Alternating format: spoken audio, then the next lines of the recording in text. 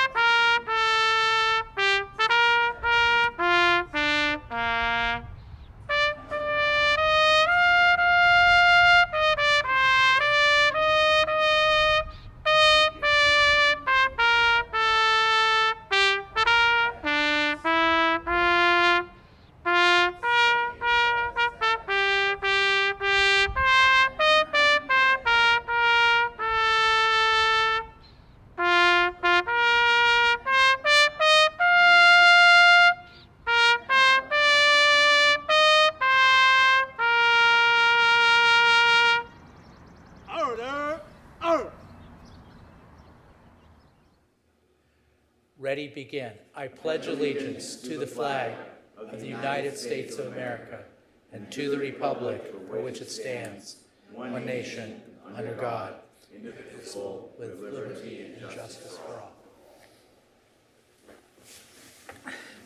Thank you. That was pretty good. That's tough to stay on key with former Captain Fred McDowell, who just retired. He's beautiful. He would want me to tell you that's not a bugle, that's a trumpet that he played. So now we're moving on to this moment of solemn expression, and we're very, very pleased to be graced with the presence of Calvary Chapel Pastor Emeritus Dave Mann. So, Pastor, you have the floor. Is Pastor here? No? All right. This is where the mayor wings it, okay? So please bow your heads. Dear Lord, please take care of us throughout this meeting. Let us be open to the comments of our public, and let us deliberate with kindness and respect for one another. Dear Lord, thank you very much for our veterans, especially today, that we're going to be honoring and that we've honored today. We're very grateful to have you, and we know that freedom is not free, and we know that it's because of their great sacrifice and their hard work that we have an election day like we have today. And thank you very much for everything that they've given. Please take care of the great city of Costa Mesa through whatever occurs throughout this month, and please know that we're grateful and thankful in this month of gratitude for all that you've given us. And we do this in Jesus' name, in the name of the Father, Son, and the Holy Spirit. Amen. So now, Madam Clerk, would you please do the roll call? Thank you, Mr. Mayor. The record will reflect that all council is present. Well done. Okay, City Attorney, do you have a closed session report? Thank you, Mr. Mayor. No reportable action was taken in closed session. We do have one item that we will be taking up after the conclusion of the meeting. Okay, so tonight we are celebrating, as our presentation, our proclamation for 2025 Veterans Day. And so I'm going to read a little bit, and then we're going to have our representative from the Freedom Committee come on up. Tonight we are recognizing Veterans Day and honoring the men and women of our armed forces who have bravely served our country. Veterans Day is a time to reflect on the contributions of those who have stood in defense of freedom, often making significant sacrifices to ensure our safety and security. Our veterans come from many backgrounds and communities, yet they are united by their commitment of service, courage, and duty. We are particularly proud to recognize the Freedom Committee of Orange County, based here in Costa Mesa, for their remarkable work in preserving living history. Tonight, we are honored to be joined by Lucky Walsh, who's on the board of directors for the Freedom Committee, to tell us more about their work and impact. And Lucky provided me some words and background about the Freedom Committee. He asked me to read, and then he can also speak as well. So the members of the Freedom Committee were founded in 1995 by World War II veterans led by Pearl Harbor survivor Jack Hammett, who his 1920 to 2014. And of course, he's a former mayor, Jack Hammett is, and we have our field named after him. And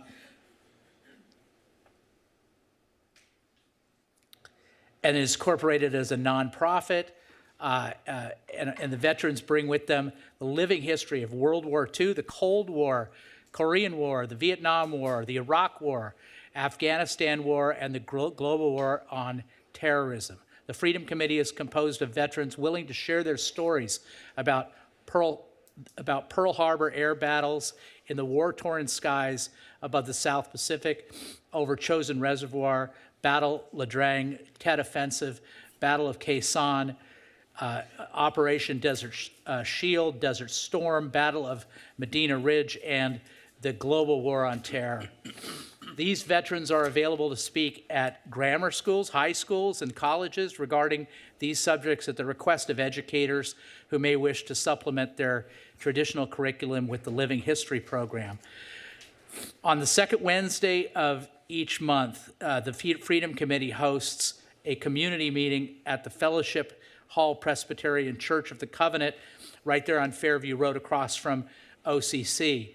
The meeting begins at noon. After self-introductions, one of the military veterans will tell his or her personal story. Every year, on the last Monday in May, service members of the Freedom Committee honor those service men and women who gave their lives in the service of the country. At the Memorial Day service at Harbor Lawn Mount Olive Memorial Park in Costa Mesa. I love it. I go every year. Thank you very much for doing that. The Freedom Committee appeals to young and old alike in that it tells a story in a dramatic and interesting way in the classroom and other venues. It has over 150 members. So that's the Freedom Committee.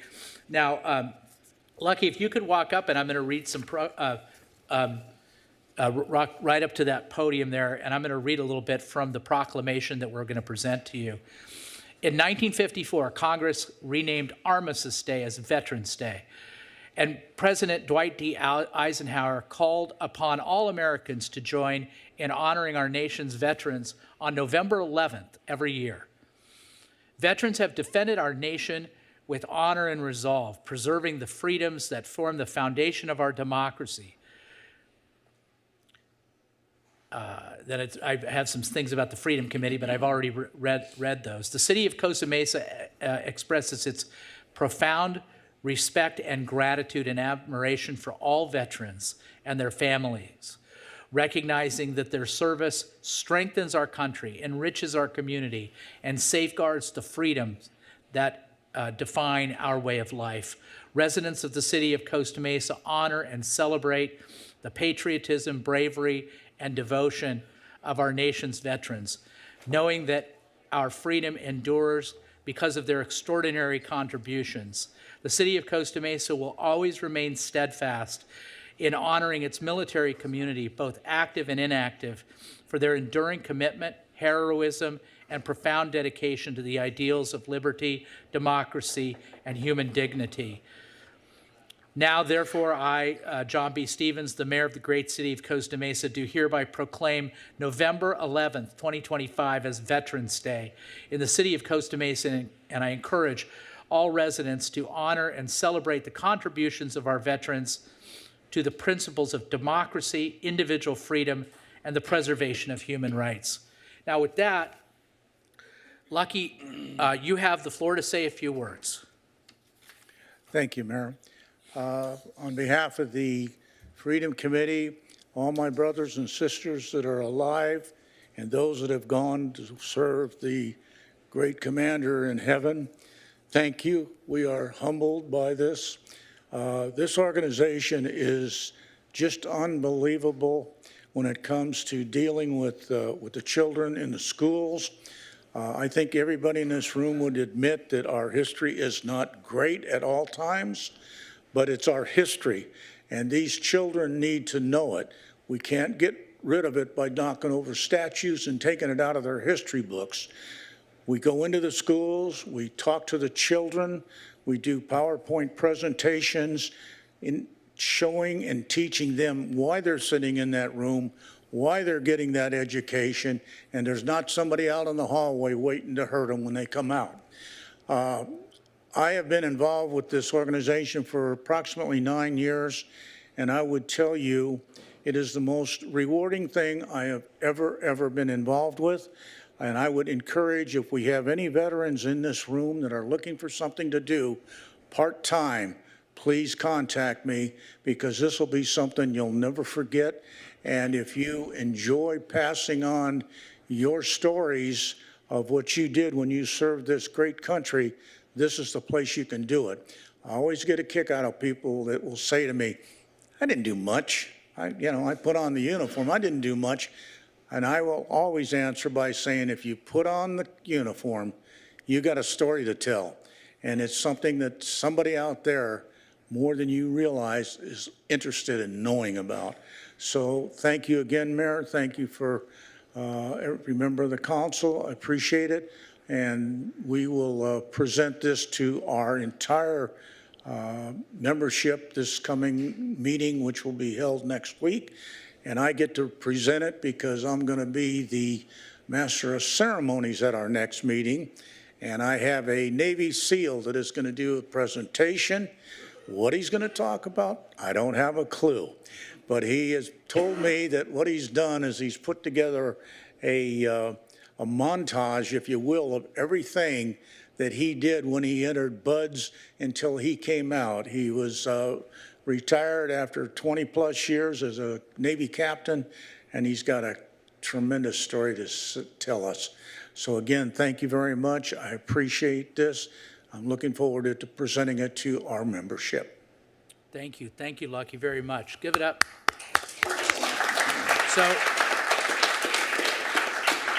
So stay right here. We're going to take a photo, but before we do, I want to call up Charlie Wolf. Come on up, Charlie, to the podium, and I want to say a few words about Charlie. So I had the honor today at Irvine Valley College of presenting Charlie Wolf, the Veteran of the Year. Cotty Petrie Norris is Veteran of the Year for District, I think it's 73, Assembly District 73, and it was really quite something. So I'm going to say a few words about Charlie, and then I'm going to give him the floor. He was just a wonderful recipient this year. I made the nomination for Charlie at the request of Mike Brumbaugh, who many of you know is a resident of Costa Mesa, and he's also an employee of Costa Mesa. And he told me, you got to nominate Charlie. Charlie's a great guy, and they both live over on Dorset in Councilmember Gameros' district. And he says, Charlie and I keep an eye on the neighborhood, and I'm sure that they do. And so here's some information about Charlie and why he was so worthy of this honor by Cotty Petrie Norris. Charlie has a life defined by service to his country and his community. A Vietnam veteran and longtime Costa Mesa resident, he spent decades exemplifying courage, integrity, and civic commitment. Charlie enlisted in the Army in 1966. He served 18 months in the Korea DMZ before being deployed to Vietnam with the 101st Airborne Division. As part of the forward logistic element for the 3rd Brigade, he supported frontline operations under demanding conditions. During his deployment, Charlie was injured in combat, an experience that reflects the extraordinary sacrifice he made in defense of our nation. After returning home, Charlie continued his lifetime of service with his work in the Naval Weapons Station at Seal Beach, the U.S. Postal Service in Huntington Beach. He purchased his first home in the city of Costa Mesa in 1976 and has remained deeply rooted in the city ever since. His involvement in Costa Mesa Police Department Citizens Police Academy, Costa Mesa Fire Department Citizens Academy, and the American Legion Harbor Post, Newport Harbor Post 291 reflects his ongoing dedication to the safety, unity, and well-being of the community. He is an engaged neighbor, a trusted friend, and embodies the values of service and citizenship that strengthen not only Costa Mesa, but the United States of America. Charlie, it was my great honor to present that to you, and I want to give you the floor. I just want to say one thing. I don't want to steal your thunder, but Charlie came back from Vietnam in 1969, and as he told the crowd today, that was a tough time for veterans to come back, and he's been waiting for people to say, welcome home. Welcome home. And I'm glad you picked Costa Mesa as your home. Thank you. You have the floor. Well, I just want to say briefly about that house I bought in '76. It was $28,000 for the house back then, so it's a wee bit more. I went by that house a couple of weeks ago. It was zoned R2, and I had planned to put a second unit on the property. When I drove by it, there's like a 30-unit hotel or apartment sitting out on Hamilton Street, so I thought that was kind of interesting. But now I live in the Killybrook area for the last 33 years, and it's a beautiful neighborhood, and I love it. So, but anyway, getting along to the award and the honors, like I said, I appreciate so much the honor that I was given. Like when I get back from '69, I went to Orange Coast College, and the time they had students for the Democratic Society, and all chaos was on the campus. So eventually I put it all behind me, went on with my life, and today I'm finally, like I told them early this morning, it's great to have somebody say, welcome back. It's the first time I felt good about what I had done. So that's it in a nutshell. That's great. And Sandy's here, his wife, Sandy Wolf. So hi, Sandy. Anyway, thank you very much. Thank you to Lucky and the Freedom Committee. We're going to come down and take a picture with all of us together.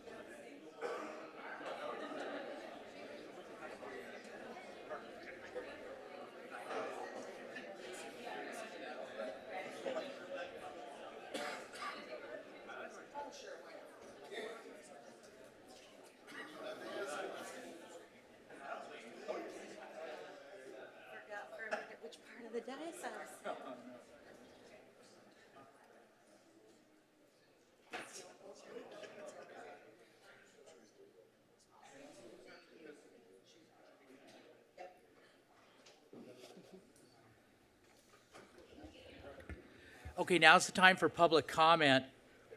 Public comment, you get 3 minutes. You've first come to the podium, and we'll talk to the folks that are in the chambers. Then we'll go to Zoom.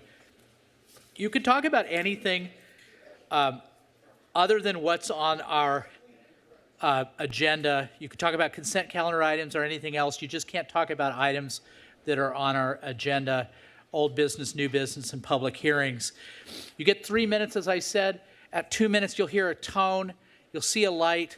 Please wrap it up because the mic cuts off at 3 minutes. And with that, Flo, you've got the floor. Thank you, Mayor. I've been at Costa Mesa for the last 58 years. And let me tell you, I love my town. Published on Facebook, and I screened it. Safe Routes to School and Fairview Road Improvement Project, November the 6th. Community Bike Skills Workshop, Costa Mesa City Hall, November the 15th. Safe Routes to School Community Workshop number 2 at Costa Mesa Senior Center, November the 17th. And then we go on.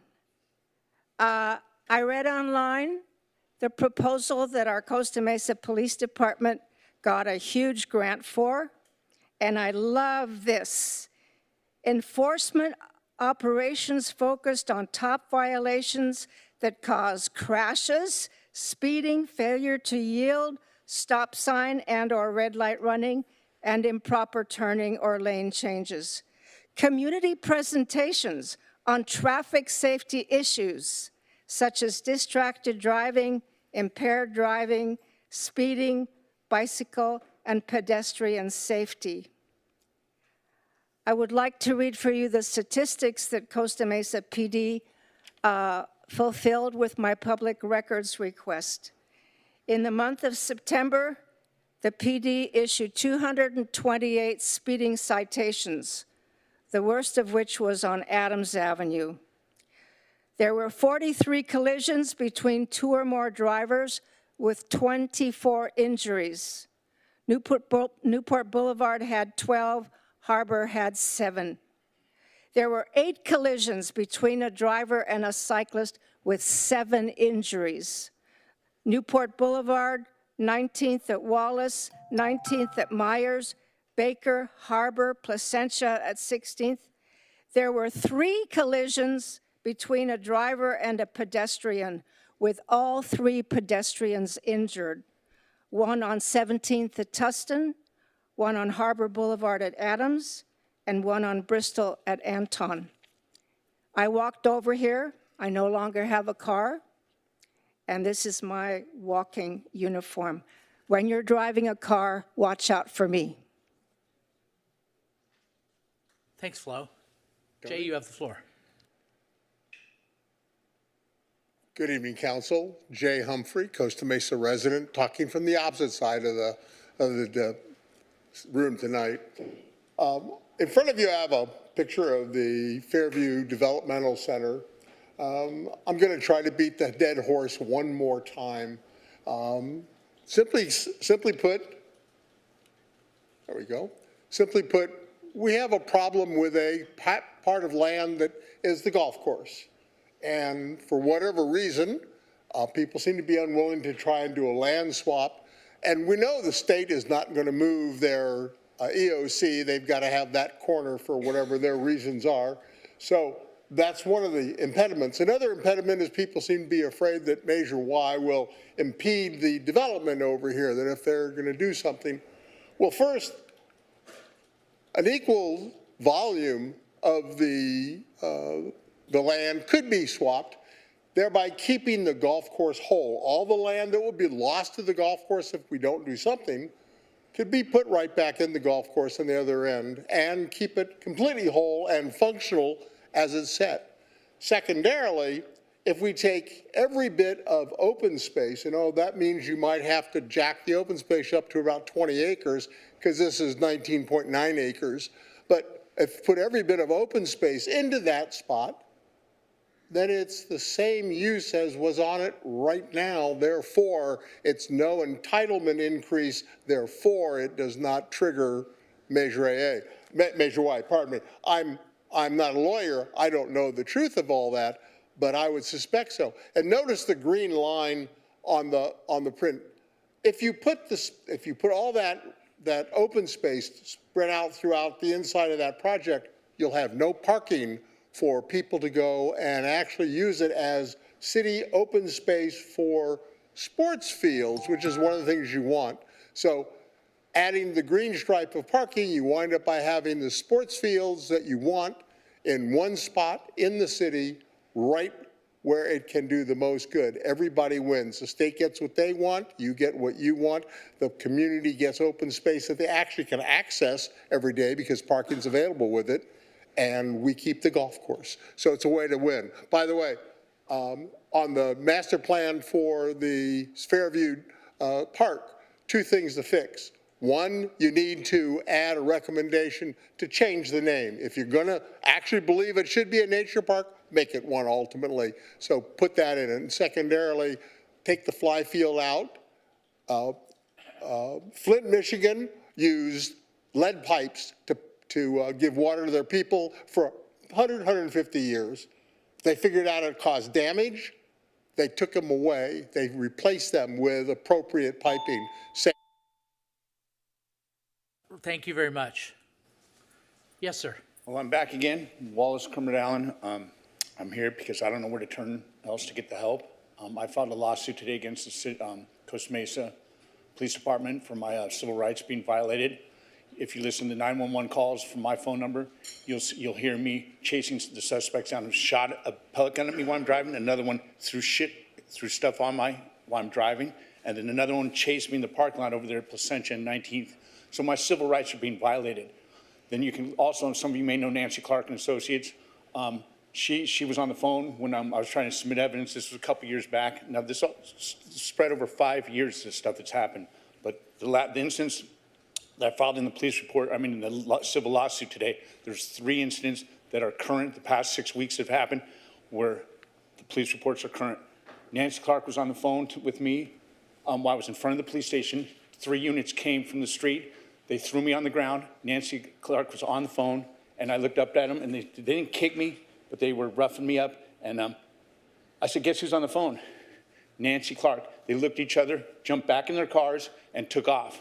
That's because they know who she is. Now, she might has a problem with talking about it, but she told my lawyer, his name's Cameron Quinn, I can give you his number, so that's verifiable.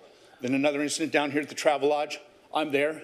The same 3 cops. I didn't realize it at the time because I walk up, because my identity theft, I had identity theft done to me, and I was asking, I'm going to ask him where this paper, what this means, because it said the identity theft took place at 99 Fair Drive. The 3 officers, not realizing they were saying, was pulled out their guns. The manager of the hotel came out screaming. They ran into the hotel. Now, what do you think they were going to do? I don't know, but I know police don't run. I'm nervous with this. I don't know if this is my death wish coming with all this going on, but I've come to the police 6 times for help. You can talk to some of the front desk here at Costa Mesa. They know me. Like I said, I'm clean still, but it's scary.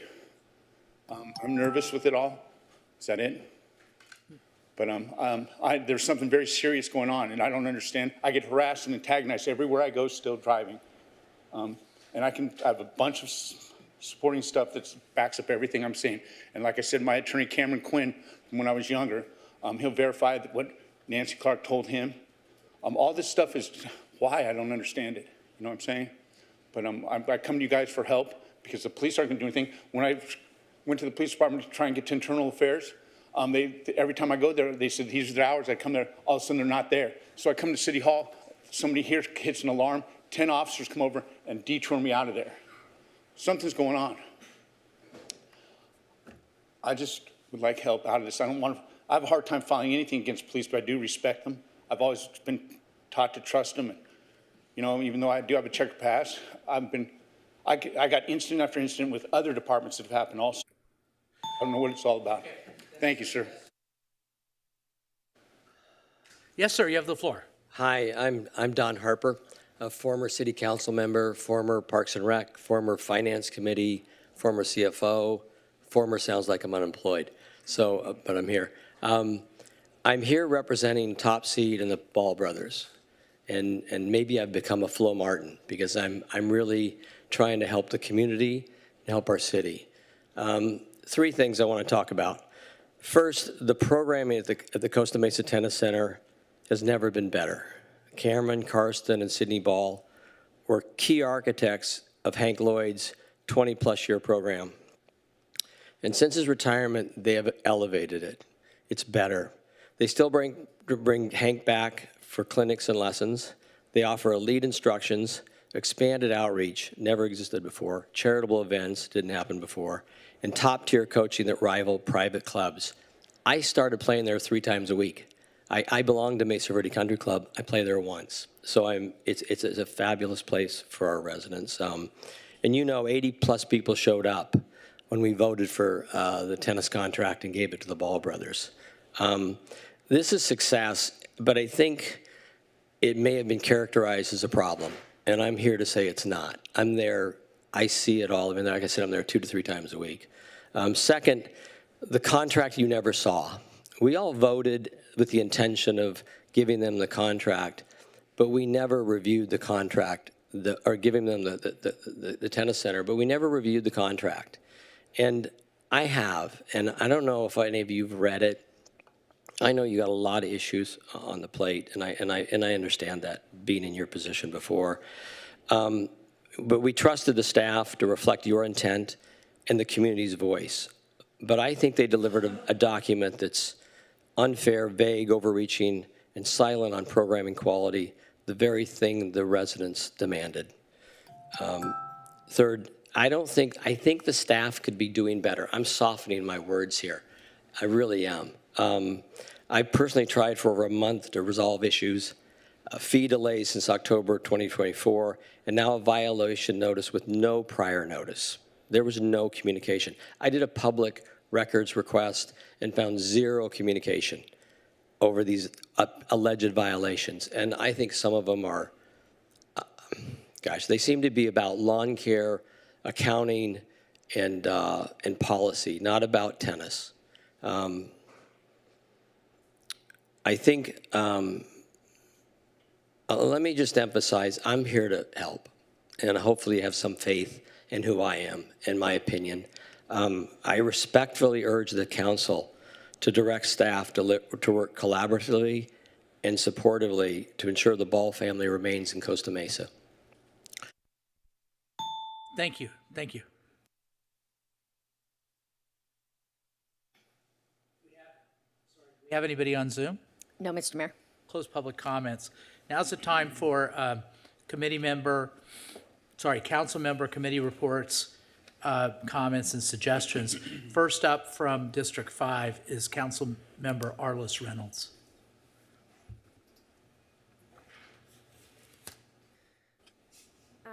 Thank you. Thank you for the proclamation honoring Veterans Day. I know our recipients have left today, but I do appreciate that we take the time for that. And thank you to Councilmember Moore, our veteran who sits on council with us. I've mentioned before, my father is a veteran with the Marine Corps. He served in Vietnam.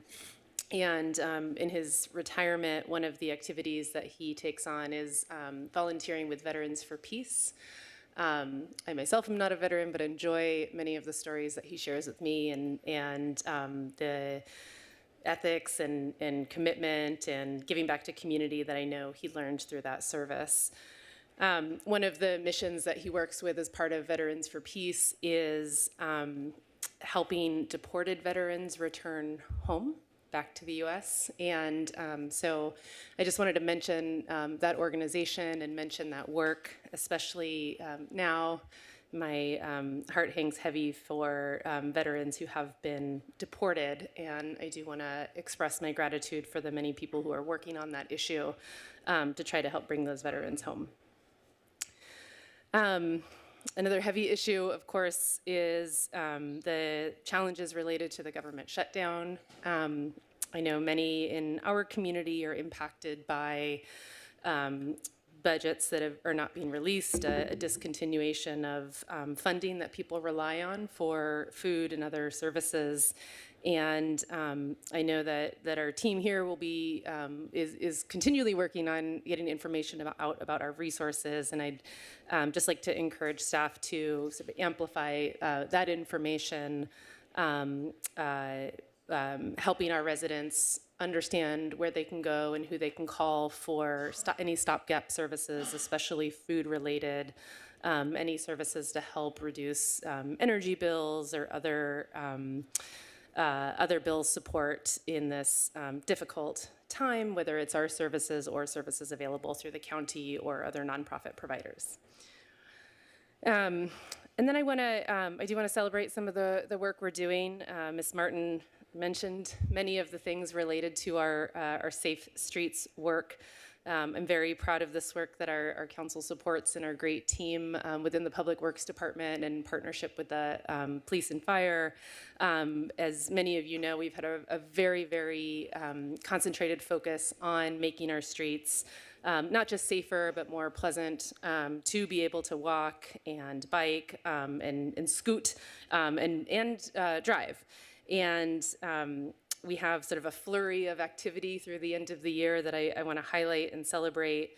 I've been able to go to a few of our bike safety rodeos. We have our last one coming up, as Ms. Martin mentioned, on Saturday, November 15th here at City Hall, 9 a.m. to noon. I'm going to do my best to be there at least in the morning. Those have been fantastic events. With a great partnership with Walk and Rollers, and I really enjoyed meeting the new team at AAA at our most recent event, and just want to share that they seemed very, very, very interested in ongoing collaboration on safe streets, whether it's amplifying the program that they already have that helps teens practice safer driving, but also considering looking at how they can further support our work to help teens practice safer biking. So I'm excited about a growing partnership there with AAA. As Ms. Martin mentioned, we have 2 town halls related to our Safe Routes to School program. I won't mention the details again, but I will say that I've heard back from members in the community that they're really excited about this. Many have participated in the walk audits that we've done in partnership with the schools or are sharing data through an online platform. I'm really excited about this project and the long-term impact it's going to have to make our streets safer, especially around our schools. One additional event that I've been working on with some partners, this is one that I've been wanting to do for a while and I hope becomes an annual event in Costa Mesa. This is World Day of Remembrance for Road Traffic Victims. There's an international organization who puts on this event always in November to remember those who we do lose because of unsafe streets, and reminds us the strategies to make our streets safer and reduce, hopefully eliminate deaths on our roads. So the theme this year is Safe Speeds Save Lives, which we know is true. We've got data to show that is true, and I want to use that event to remember those who have been killed and injured on our streets, and also to highlight that work that we're doing in Costa Mesa, because it really is an impressive portfolio of work. So I'll send an email to invite all council members to join me. I'm working with community partners, and we'll be inviting some other agencies who work on safe streets as well. That event is Sunday, November 16th. We're going to start here at 2 p.m. Here at City Hall. We'll do a few speeches. We'll talk about some of our work. One of the other really interesting parts of this event, as organized nationally, is incorporating sermons for safe streets. So we'll also have a few pastors giving sermons throughout the event as we visit spots where people have been hurt, and where we also visit spots on a bike ride after those speeches, visit spots where we're doing safety infrastructure projects. So invite you all to join me there, whether it's 2 p.m. for the speeches or on the full bike ride. That's it. Thank you. Thank you. Next up is Councilmember Jeff Pettis from District 6. Thank you, Mayor. So for going on the last 15 years, every day I go to work, I walk by a sign that says, "Care for him who shall have borne the battle, and for his widow and his orphan." That's from Abraham Lincoln's 1865 second inaugural address, which has become the mission of the VA, Veterans Health Administration, where I've worked for going on the last 15 years as the Deputy Chief RN in mental health. And I will retire at the VA 100%. I won't work anywhere else. Sometimes I think I was a soldier in a former life, and I'm not, but I knew early on in nursing school that I wanted to work for the VA, but I came out, and as a new grad, it's tough to get a job at the VA. They want experienced folks. I worked in substance abuse, mental health in the private sector, and I can tell you this right now, every time I'm at work, if I'm walking in the morning, I get to see the 2 volunteer Vietnam vets helping direct veterans to their appointments. I might go down to the canteen or the cafeteria, and I can hear a Navy vet giving an Air Force vet shit about being bougie in the Air Force and how the Navy's way better, right, Andrea? And or it could be I'm in the inpatient unit and listening to a veteran console his fellow veteran about the possibility of ending his own life. And those things put together make for the most rewarding career a person could ever have. So God bless our veterans. Thank you very much. Thank you, Council Member. Thank you very much. Next is Council Member Mike Bewley from District 1. Thank you, Mayor, Council, members of the public. Just a couple of things tonight. It's unfortunate former Council Member Harper exited the room. I was going to tell him nice to see him tonight and to assure him that myself, council, staff hears him loud and clear. And I'll be attending a meeting with city manager and staff tomorrow to address some of his the Ball Brothers issues. Appropriate to the Veterans Day that we're recognizing tonight, it occurred to me, I've had some exchanges with the Arts Commission, Fisher Dadarian. Apparently they are putting forward some recommendations or some thoughts for how to honor our country's 250-year anniversary of the signing of the Declaration of Independence next year. And being the city of the arts, how we can incorporate some maybe community engagement activities to help celebrate that in the city. So more shall be revealed there, but it was interesting to see Arts Commission in there working hard and doing their job. And then something that's on my mind, a couple memos crossed my desk this week. One from Finance Department showing kind of where we're at in the June-July statement. It looks like we're kind of, if I'm reading it properly, where we are as predicted. I think we were looking at being about, I guess, about $3 million short on the 24-25 budget, and we've worked on that. And then we've got a hole or an issue to deal with in this 25-26 year. But that crossed my desk, and then I also got a memo that was an update on the climate action plan that was passed by the council just prior to the last election. And, you know, it's not lost on anybody, I think, what is presently happening with funding and things on a national level.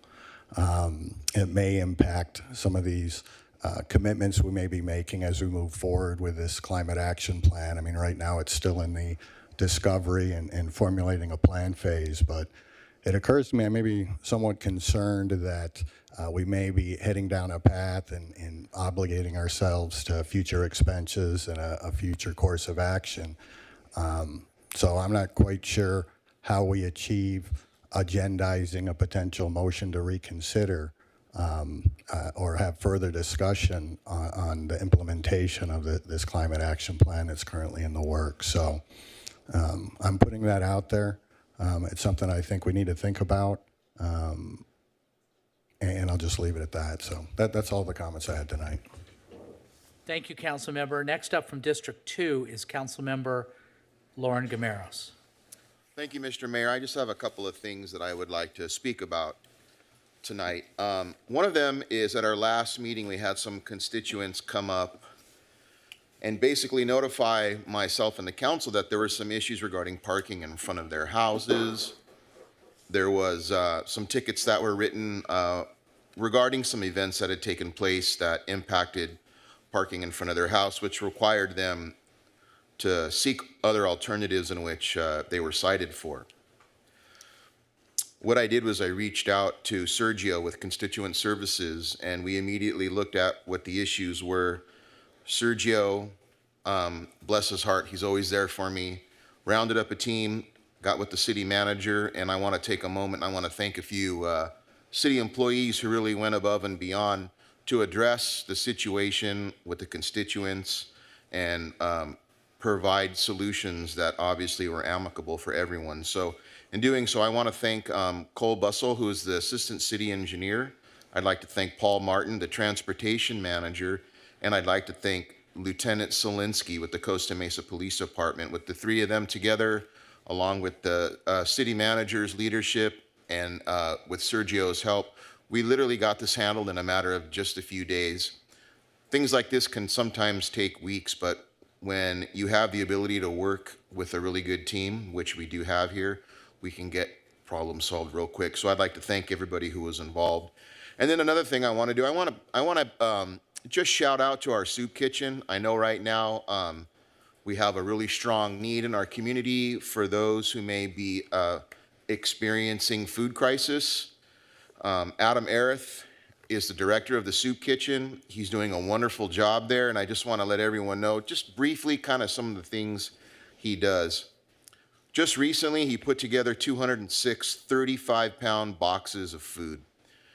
He does this on a regular basis with the help of volunteers and a great working staff. That's over 7,000 pounds of food at a time that the soup kitchen puts out, not to mention any other food or any other services that they provide. The soup kitchen is always looking for volunteers. If you feel like you want to get out there and do your part in the community, it's a great way to volunteer. And they're always available, and they're always willing to take anyone in who needs help. If you have any questions about that, you can always go to our city website, or you can look up Someone Cares Soup Kitchen on the internet, and you can get a hold of them that way. Thank you very much, and that's all I have, Mr. Mayor. Thank you, Councilmember. Next up from District 3, Councilmember Andrea Marr. Thank you, Mr. Mayor. And in the spirit of the Freedom Committee, I just thought I would share a little bit of history that has impacted me personally. This year is actually the 50th anniversary celebration of women being allowed to attend service academies. In October 7th, 1975, President Gerald Ford signed Public Law 94-106. And it was the first time that there was any recognition that we might better integrate, particularly the officer corps of the military. So that was in October. So then the next year, there were 81 female midshipmen accepted to the Naval Academy, where I went. And 1976, which meant they graduated in 1980, was the first class ever. So I graduated in 2005, and it was pretty remarkable even then to think about the fact that it hadn't been that long when the first women attended that school. So just in honor of Veterans Day, wanted to put out some fun facts to share there. I'll be headed to the Academy in April to celebrate the 50th anniversary of women then. Congratulations to the families in College Park who helped organize the bike bus. I've been hearing really good things. This is the second week that they've done it, I believe, and had great turnout. Essentially, they ride bikes throughout the neighborhood on a specific route, and folks can join in to the bus of bikes on their way to school. And it's a great way to make sure that kids are safely getting to school on their bikes as a community. But it takes organization, and it takes really involved parents. And just want to say thank you to those who've helped organize that. This Thursday, November 6th at 6 p.m. at Costa Mesa High School, there's going to be an event that's going to be really important for my district in particular. It is it is focused on safe routes to school and also Fairview Road. And so I strongly encourage you to attend, especially if you live in District 3, especially if you use Fairview, and especially if you're interested in that Mesa Del Mar neighborhood, how kids can more safely get to the schools that are in that neighborhood. The Fairview Road improvements are truly remarkable. Huge shout out to public works staff and transportation staff for thinking so creatively about how we can make Fairview better. That includes the bus turnouts, the bike lanes, who uses those streets. And so I'm really, really excited. I feel like it's taken, you know, the 7 years I've been on council have been kind of working towards this. And so I'm hugely excited to share it with the public on Thursday. And then last but not least, on a much more somber note, Mr. Mayor, I would like to ask that we close the meeting in honor of Gabriel Garcia Aviles. He was detained October 14th in Costa Mesa and started having some health issues while he was in ICE detention. The family at one point was notified that he was very sick and that they could maybe make the trip to Victorville to see him in hospital because he'd been removed from the facility in Adelanto where he was being held and taken to the hospital. The family never actually had the opportunity to visit him before he passed away on October 23rd at 7:42 p.m. while in ICE custody. His daughter says, "My father was a very happy person who was always really friendly to everyone. His absence has left a hole in our hearts that words can't describe. We are broken."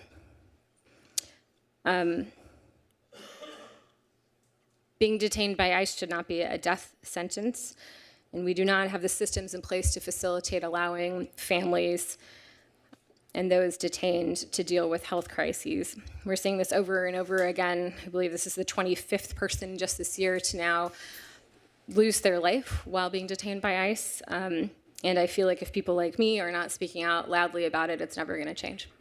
So, thank you. Thank you very much. Yes, we will definitely adjourn on his behalf. Mayor Pro Tem from District 4, Manuel Chavez. Thank you, Mayor Stevens, and thank you everyone for joining us today. Especially thank you, as always, to all the students from Costa Mesa High School for being here for your homework assignment. We're glad you're part of our meeting. I really have just three things to talk about today, and really they're kind of big theme items, so I hope everyone gives me a little bit of patience as I describe them. The first one really is for our students who are here in the room today. It's about elections and the history of our country. So as was mentioned by some of my peers on the dais, this is going to be our 250th year of the signing of the Declaration of Independence in America. 250 years of the Great Experiment, of letting people rule themselves, not through a sovereign king, but through democracy. And I call it the Great Experiment because really it is a great experiment. For the past 250 years, we brought back democracy from the ancient Greek and Roman times.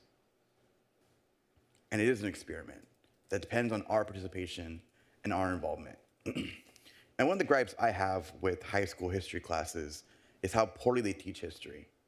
I remember hearing my friends talk about history class at Estancia back over 10 years ago, and they were being tested on what color the armies wore in World War II. And I thought what a joke that is to teach kids history that way.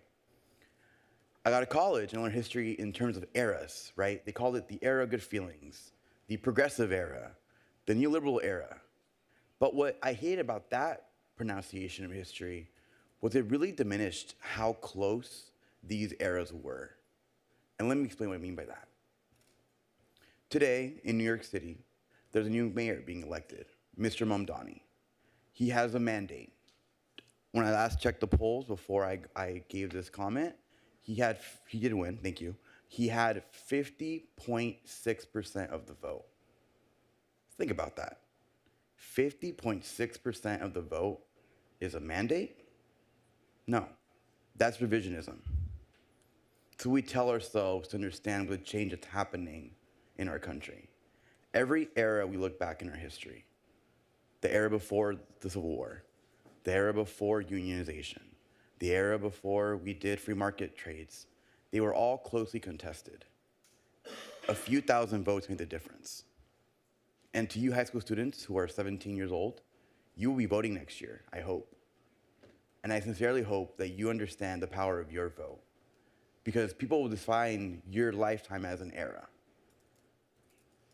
Will it be an era that you choose, or an era that others choose for you because you didn't want to vote?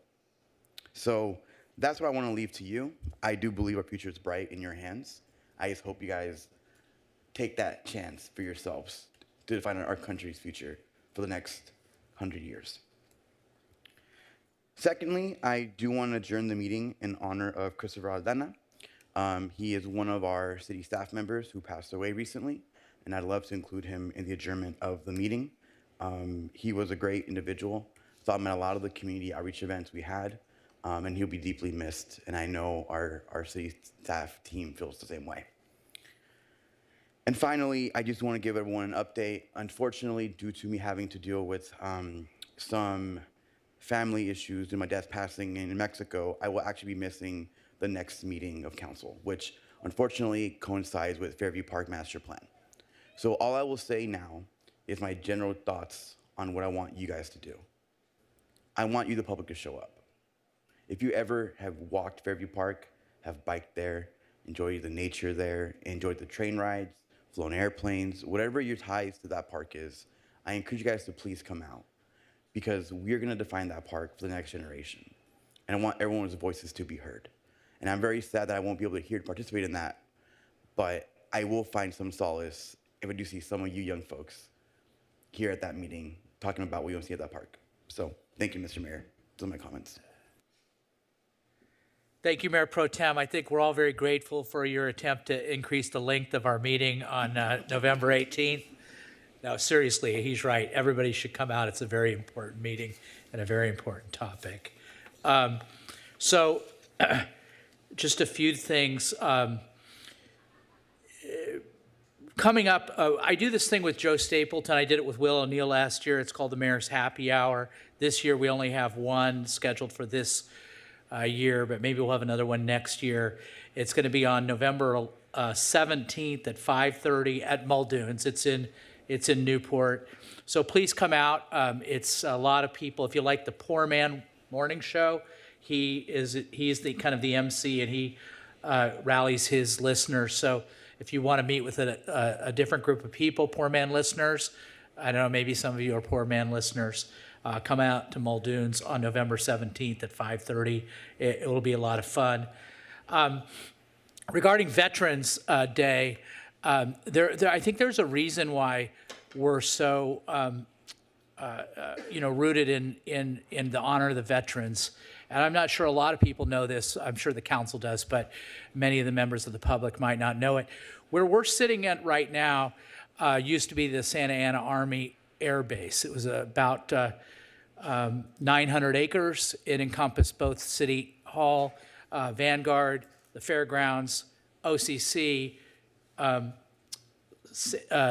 Costa Mesa High School, and of course Tewinkle Park, much of College Park, what we know now as College Park, and also Mesa Del Mar. So numerous, I want to say thousands, it probably was, U.S. Army soldiers came and were trained to go off into World War II. And they came, of course, to the beautiful city of Costa Mesa with all our great weather, and then they went off to serve our country and really save our country and save the world. And then when they were done with their military service, they said, gosh, I remember that wonderful place I was where it was always between 65 and 80 degrees, and maybe I'll go back there. And so that's how Costa Mesa basically started. And it started with a tract in the west side of Costa Mesa in Councilmember Reynolds' district, which is appropriately called the Freedom Homes. The Freedom Homes. And the other connection to that is when I'm spacing on his name, Henry Segerstrom got out of MBA school at Stanford. He came back, and at the time his family was just farming lima beans, and he decided he'd be a real estate developer, started to develop some of this real estate that the family owned. And the first real estate purchase he made was the barracks at the Santa Ana Army Air Base. And now look what we've got in terms of what the Segerstrom family has created here. And of course we have Heroes Hall right here across the way, and that's here in Costa Mesa as well. And the city of Costa Mesa contributed some stake money to create Heroes Hall. So it's appropriate that we honor our veterans on today, and I'm happy anniversary to Lieutenant and Councilmember Andrea Marr. That's really great that you brought that up, and thank you for your service as well. So anyway, that's a little bit of veterans history.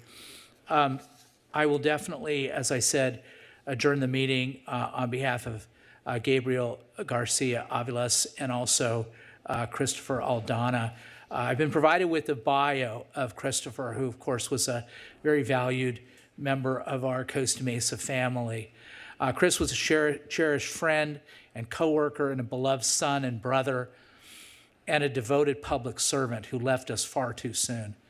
His radiant spirit, engaging personality, and infectious smile brightened the lives of all who had the privilege of knowing him. Christopher pursued his passion for public policy and urban geography at Cal State Long Beach, where he earned a master's degree in public policy and administration and a Bachelor of Arts in urban geography.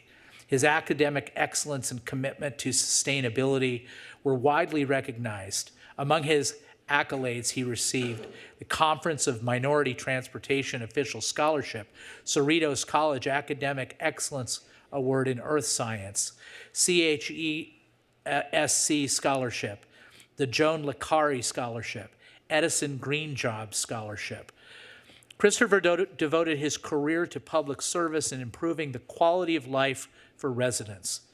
First in his hometown of Long Beach from 2019 to 2022, and then here in the city of Costa Mesa, where he served as assistant planner beginning in June 2022.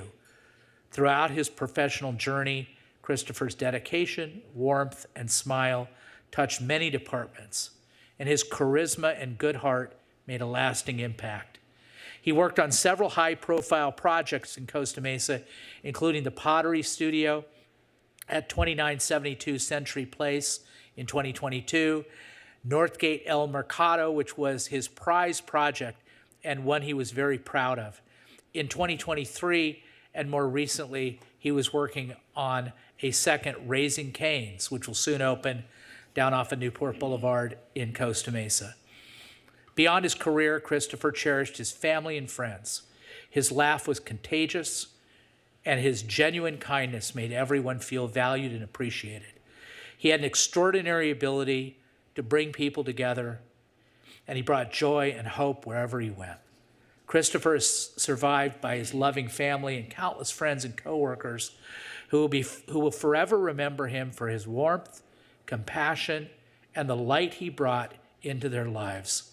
We're going to adjourn the meeting for Christopher, and may he rest in peace. So those are my comments, and now City Manager Gallardo Daly, please provide your report.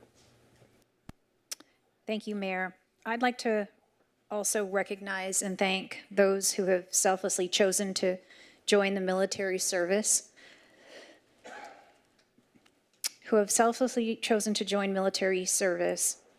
in their commitment to our country. We're grateful for their dedication and for bearing the cost of service. We have veterans who work for the city of Costa Mesa, and I want to personally thank them for continuing to serve from military service to public service. Thank you for those that live and work amongst us. We also have some upcoming events to share. This Thursday night, as Councilmember Marr mentioned, November 6th, the city will host a joint workshop for two projects: Safe Routes to School and the Fairview Road improvements at the Costa Mesa High School Library at 6 p.m. We want to gather public input on opportunities to improve bicycle and pedestrian access to public schools serving Costa Mesa residents.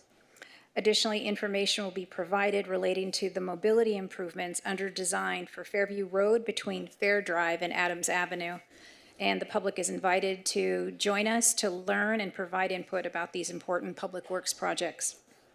We also have an upcoming free bicycle skills and safety workshop on Saturday, November 15th from 9 a.m. to noon at Costa Mesa City Hall, located here at 77 Fair Drive. Workshop attendees can get everything they need to ride a bike like a pro. will have available free helmets while supplies last to keep you safe, free bike repair, fun bike skills courses to boost your confidence, and if you need to borrow a bike for the workshop, we'll have plenty to share. Also coming up, the city will host a public scoping meeting on the Fairview Developmental Center project to get public input on what to study in an environmental analysis of the Fairview Developmental Center specific plan. The meeting will take place at 6 p.m. on Monday, November 17th in the City Hall Community Room.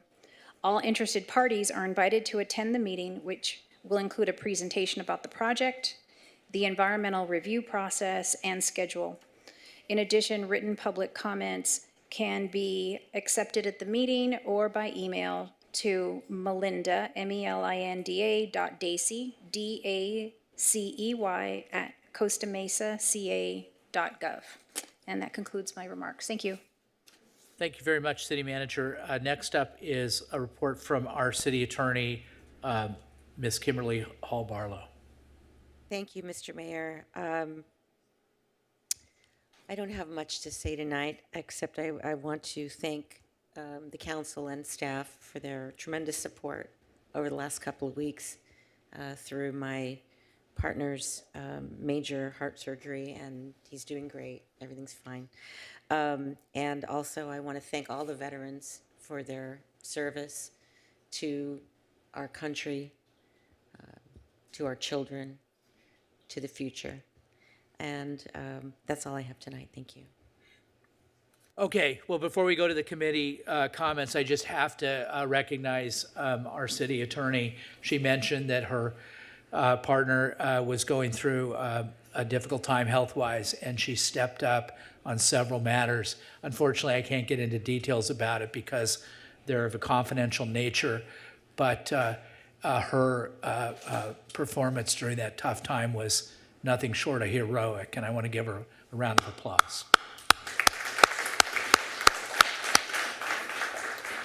Okay, with that, we're moving on to the consent calendar. Everything in the consent calendar will be moved on one motion. It's considered routine unless it's pulled by a council member, a member of the public, or a member of staff.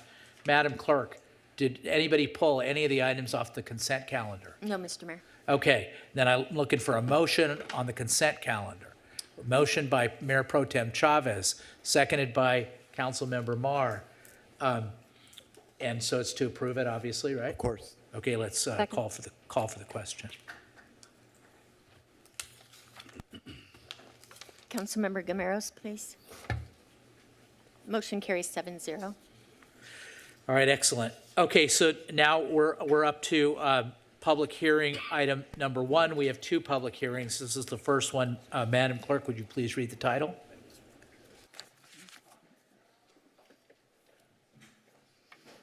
Thank you. This is first reading of an ordinance entitled, an ordinance of the City Council of the City of Costa Mesa, California, amending Title 5, Buildings and Structures, Section 5-1, 5.1.1, 5-1.3, and adding Section 5-1.4. Title 7, Fire Protection and Prevention of the Costa Mesa Municipal Code to adopt by reference the 2025 California Building Standards Codes, including specified appendices and local amendments, and adopting the Orange County Grading and Excavation Code and associated supplements thereto, and repealing the adoption of the 2022 editions of the California Codes with the effective date of January 1st, 2026. Presentation by Mr. Dudar, Building Official, and Mr. Boer, Fire Marshal. All right, you have the floor. Good evening, Mayor Stevens. Good evening, City Council members, and good evening to all. My name is Ziad Dudar, and I'm the building official for the City of Costa Mesa. I'm here today with Mr. Ryan Boer, the Fire Marshal for the City of Costa Mesa, to present to you the first reading of the adoption of the 2025 California Building Standard Codes. And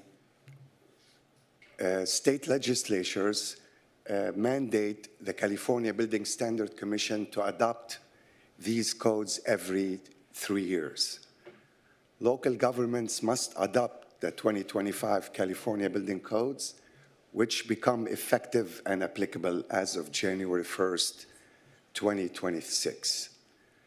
Cities may adopt the 2025 California construction codes by reference, along with any necessary local amendments supported by findings that address the community's unique climatic, geographical, and topographical conditions. The 2025 California Building Standard Codes is derived from the nationally recognized model codes listed in the next slide.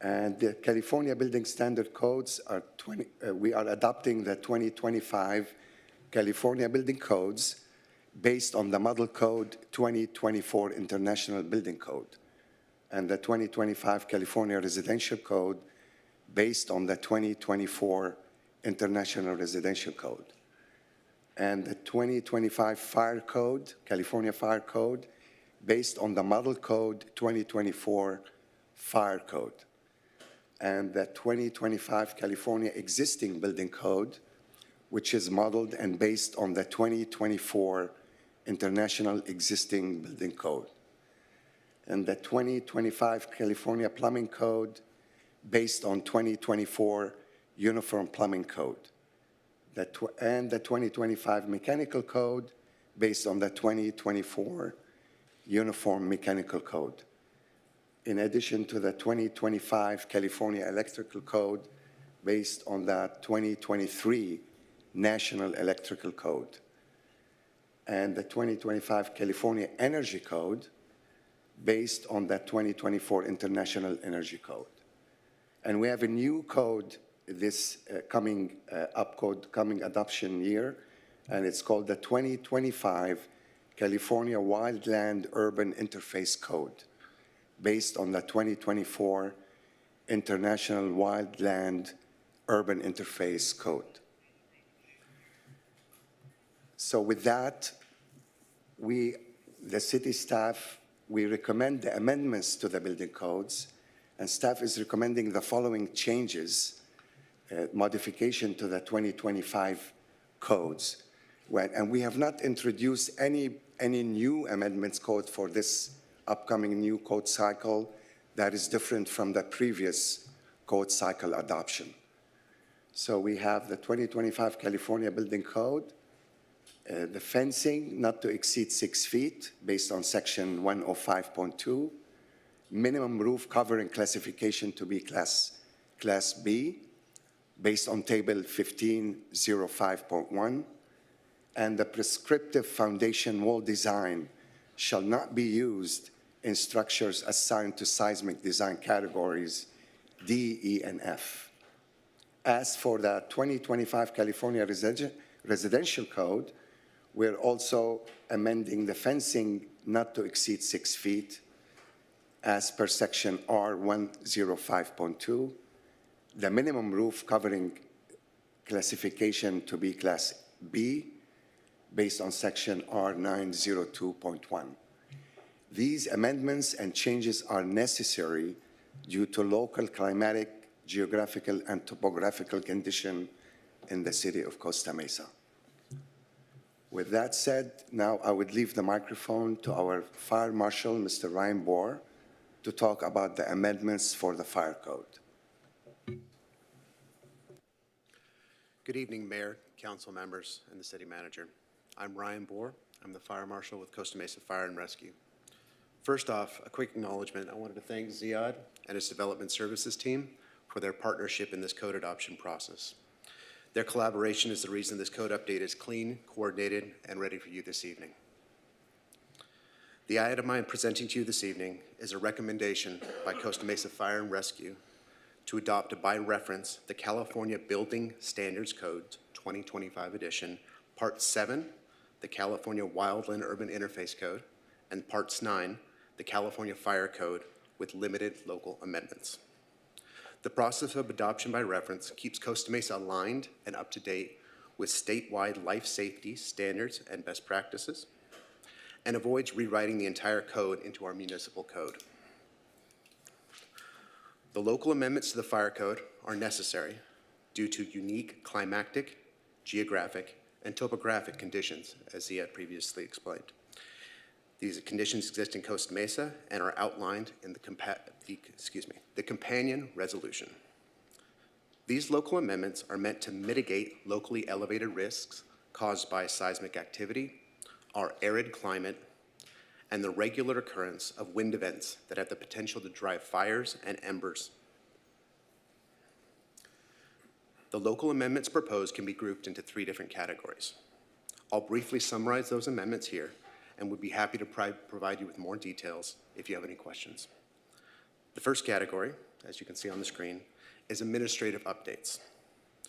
This mainly means that where applicable, we have inserted the City of Costa Mesa Fire and Rescue as the authority having jurisdiction and the enforcing agency in this code. We have clarified several permitting requirements for various types of work and operations. And importantly, we have modified the submittal, document delivery, and retention requirements to align with the city's all-digital permit processing system. The second category is the readoption of previously approved local amendments. In this group, nothing is different from our previous several last code adoptions. They include red flag triggers, a sky lantern ban, commercial ESS emergency stops, updates to fireworks regulations, mobile fueling restrictions, and ERC updates. The third and final category is a single new amendment. We have modified or recommending modification of the Fire Code 1207 to require the emergency disconnect for residential energy storage systems, otherwise known as ESS, to be readily accessible from the exterior of the home and within 36 inches of the main electrical service in residential occupancies. This amendment mirrors the previously adopted commercial requirement. It is in alignment with the intent of the new 2025 Electrical Code, Section 706.15, which requires a readily accessible emergency stop on the exterior of the home, and it provides clarity for installers, consistency in enforcement, and flexibility in the installation of ESS to be located anywhere otherwise permissible on the property. With that, I turn it back to Ziad. The ordinance adoption by the City Council, the City of Costa Mesa Municipal Code is hereby amended to revise Chapter 1, Title 5 for the following sections. Section 5-1, Adopted Construction Codes. Section 5-1.1, Amendments to the 2025 California Building Code. And Section 5-1.3, Amendments to the 2025 California Residential Code. The City of Costa Mesa Municipal Code is hereby amended to revise Chapter 2, Title 7. And our recommendation, the staff recommends the City Council to adopt Resolution 2025, setting forth findings with respect to climatic, geographical, and topographic conditions, and to introduce Ordinance 2025 for the first reading as set for the second reading on November 18, 2025. Thank you so much.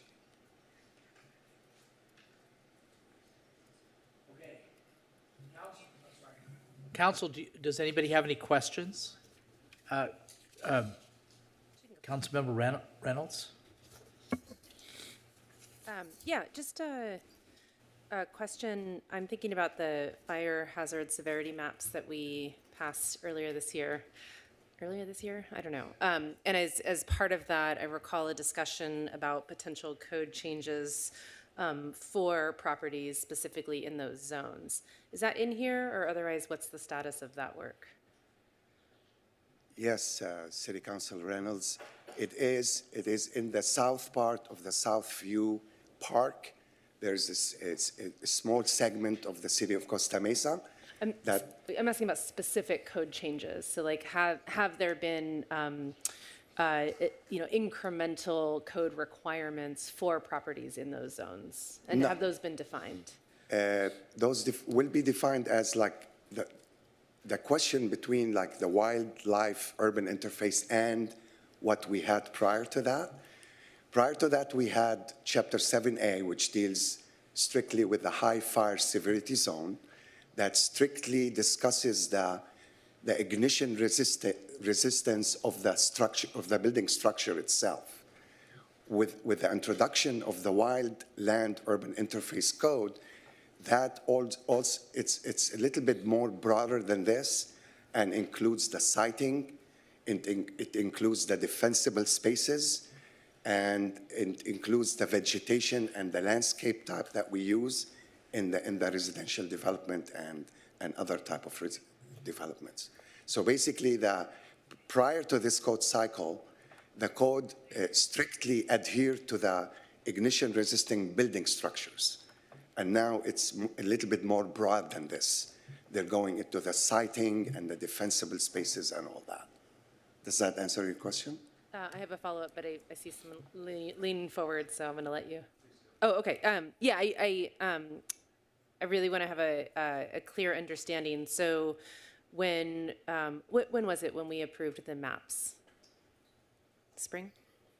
Yes, that was earlier In this spring, okay. spring. So at that, like, are there any new requirements for a homeowner or a commercial property owner or an industrial property owner in one of those zones that we were not aware of at that time when we adopted the maps? No, not at that time. Nothing has changed. Okay. What has happened is that we have adopted 2 areas in the city which are impacted. We have the medium and the high fire hazard zones. Based off of the new code, which is now the Wildland Urban Interface, which used to be contained in chapters 7A of the Building Code and chapter 49 of the Fire Code, it's all just been relocated to a new location. With that, people in high fire hazard zones will be required to have ignition-resistant construction as defined by the state building code. We have no amendments or additional requirements beyond that.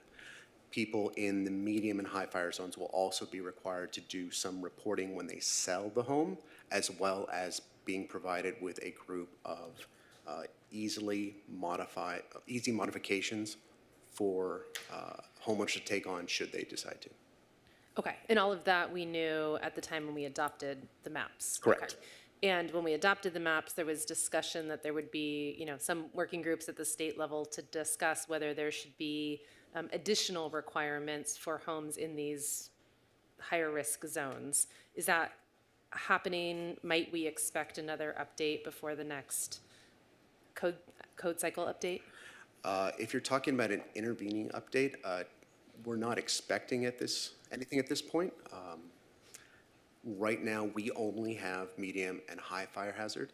We do not have any very high, which is the most severe zone. Yeah. So from Okay. that standpoint, we're not expecting too many changes coming. Okay, so to confirm, and I'm asking this because all of the zones are in my district, and there were a lot of questions about what might be coming and concerns about what might be coming. So as of right now and what we're adopting tonight, that's all of the rules, the extent of the rules that we would expect that came with that new designation of high and moderate and high. Thank you, moderate and high. That is fire hazard severity zone. Okay, thank you. And then just a quick question on the administrative amendment to make Costa Mesa Fire and Rescue the AHJ. Who I'm surprised that we'd have to make that amendment. Who would it default to if we didn't make that amendment? There's an empty bracket in the code. So Oh, it's truly we always have just to make that amendment. Correct. Okay. That was interesting. Okay, thank you. Anybody else? Councilmember Gameros. Yes, thank you. First of all, if this hasn't already been said or done, I'd like to take a moment to welcome Ryan Bohr to the team. He is now our new fire marshal. We'll call you Fire Marshal Ryan from now on. Nice haircut, by the way, so welcome aboard.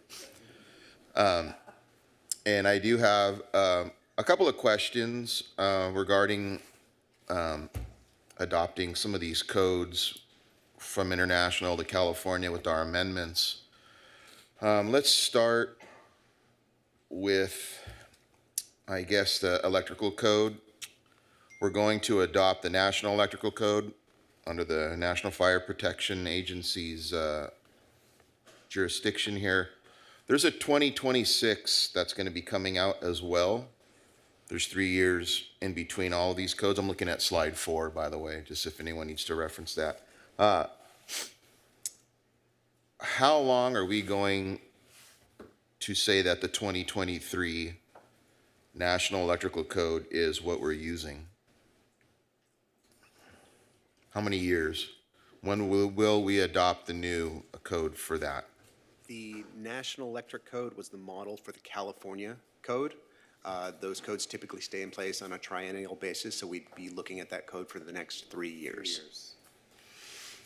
So does that mean that the 2025 code for electrical, California electrical, is going to be good till 2031? That's it, excuse me, that's 6 years, 2028, sorry. So we'll be looking at adopting the 2026 electrical code in 2028. In 2028, okay, that's good. Correct. That's good to know. Let me just make a note of that, 2028.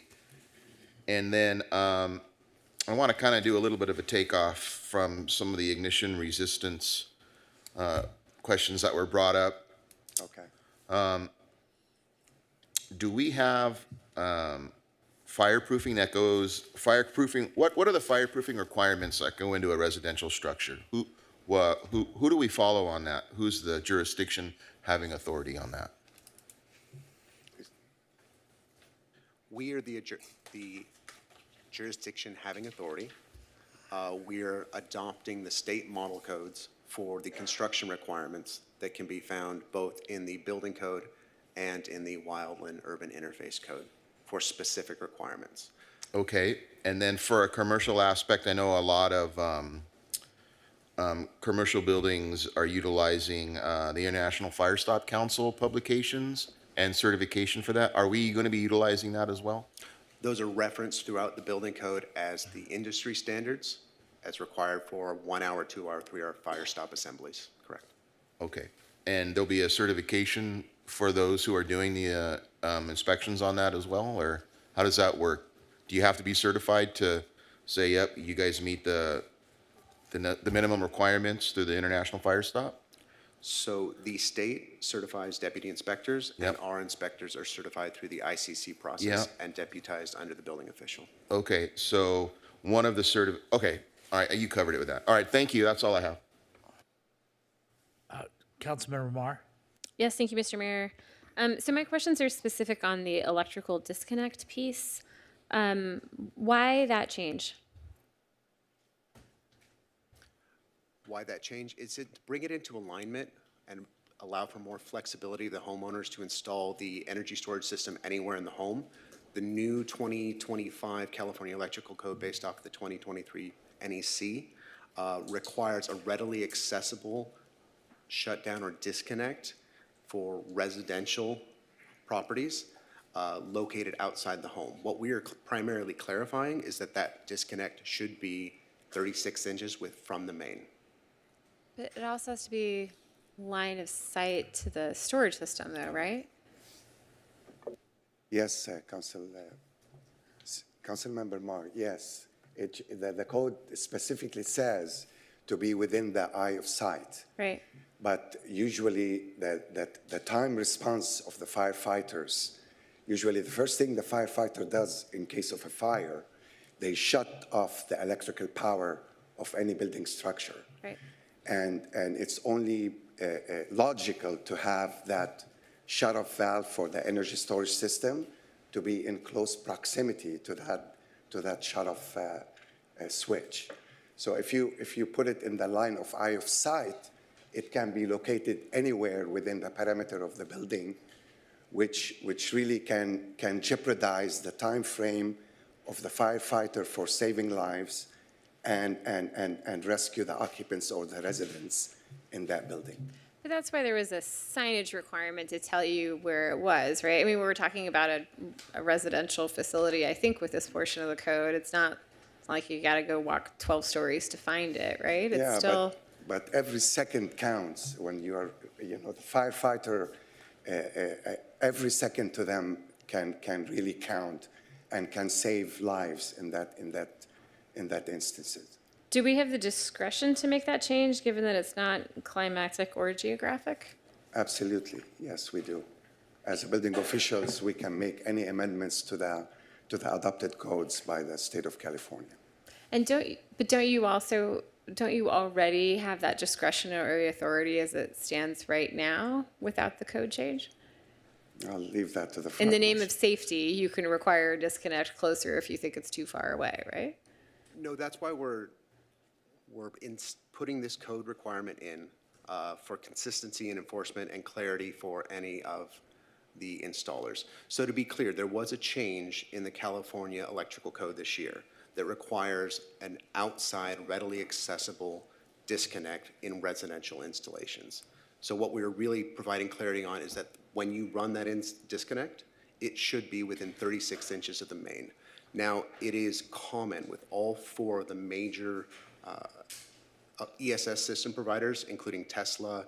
I have a couple other on the slide here if you'd like me to pull it up. But to provide a port and a switch already built into the system that just requires a single wire to run to emergency smash button stop on the outside.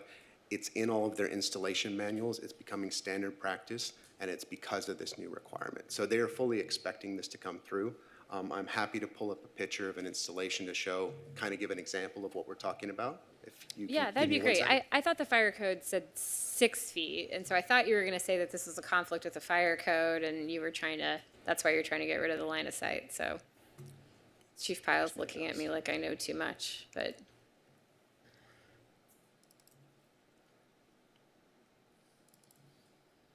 And sorry to beat this to death. I think, my point in asking the question is I want to be a city that encourages us to be installing storage systems. And in my case, my main electrical panel is sandwiched between like 2 windows. And I don't know that 36 inches would be feasible, for example. So yeah, maybe you should go through this example. Yeah, so Can I just ask a quick clarifying question? I just want to understand, because this locked me out of being able to do this work. So you described that the code right now, which I'm assuming is supported by CAL FIRE, right, is involved. There's fire agencies involved in writing the current code.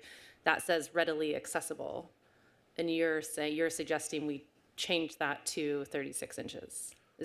Am I understanding that correctly? those are not conflicting provisions. Readily accessible under the electrical code has a definition, which is it has to be accessed without ladder, tool, special knowledge, or special equipment.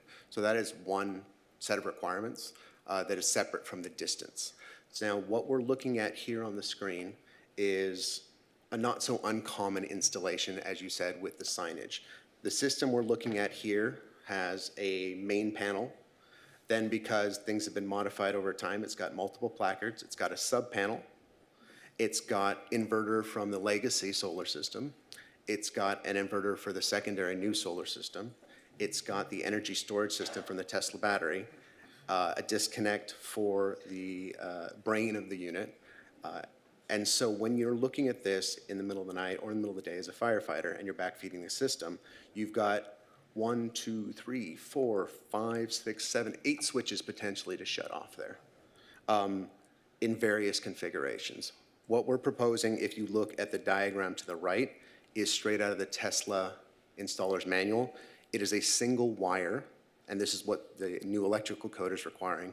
If this energy unit happens to be located somewhere else in the building, inside the garage, in a closet, anywhere that it's allowed to be installed by the building code, there's a single wire and a single relay that would be run out to the exterior by that main service panel with an emergency stop button. And this is a code requirement for the 1 and 2 family dwellings, and that was the code I mentioned that is 760.15. So why 36 inches and not 6 feet? Within close proximity, I mean, that's what we adopted for the commercial code 3 years ago, and so we are just mirroring that to keep it consistent. Gosh, I remember a whole conversation about the commercial code in which we were talking about signage and signage directing you to somewhere else. There were more requirements of that year. Now the NEC has come up to date with this kind of new readily accessible requirement. The language is written below there. And so 3 feet, 6 feet, it's within reach. It's easily seen. That button is about 3 inch by 3 inch square typically. Yeah. So it can be situated right above, below, and nearly on top of the panel. So whether it's 36 inches or not, you are still running the same number of wires to and from the energy storage system back into these panels and back to that location. Could you live with 6 feet and not 36 inches? Councilmember Marr, let me just Oh, add boy. a point of real quick for you. Whether it's 36 inches or 72 inches, the concept here is that it mirrors what we expect to see in a commercial setting. We already expect to see 36 inches because that's what we're looking for. And as you can see in the picture that's described here, Sorry, Chief Powell, I'm going to interrupt you. I'm pretty sure you can see a smash button from 3 feet away, Yes. right? So at 3 feet, you asked, is it 6 feet or 3 feet? It's the concept of being within the proximity of the panel. We're looking for something within 36 inches, 6 feet or 3 feet. It mirrors with the commercial. If council so pleasure to do it, then it's a writing change. But as you can see, kind of the concept is all of these pieces of equipment you see here on the screen could be located anywhere on the Understood. structure. Yeah, I'm not And so arguing with having the that part. button within 3 feet of where we're going to stand, at the middle of the night when the power is blown but the system is still energized, there is no light. So finding something within 3 feet or 6 feet, it's half as far to look. Okay, thank you.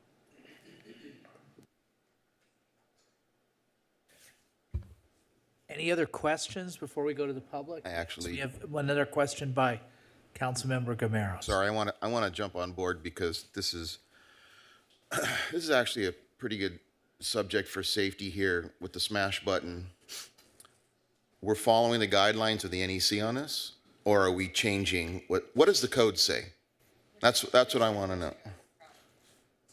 What does the NEC say? It doesn't give an actual number. Okay, so what's the maximum height? Please turn your microphone on. Okay, can you answer that question again? Yes. The code says that it should be within the line of eye of sight, but it doesn't give any minimum or maximum dimension.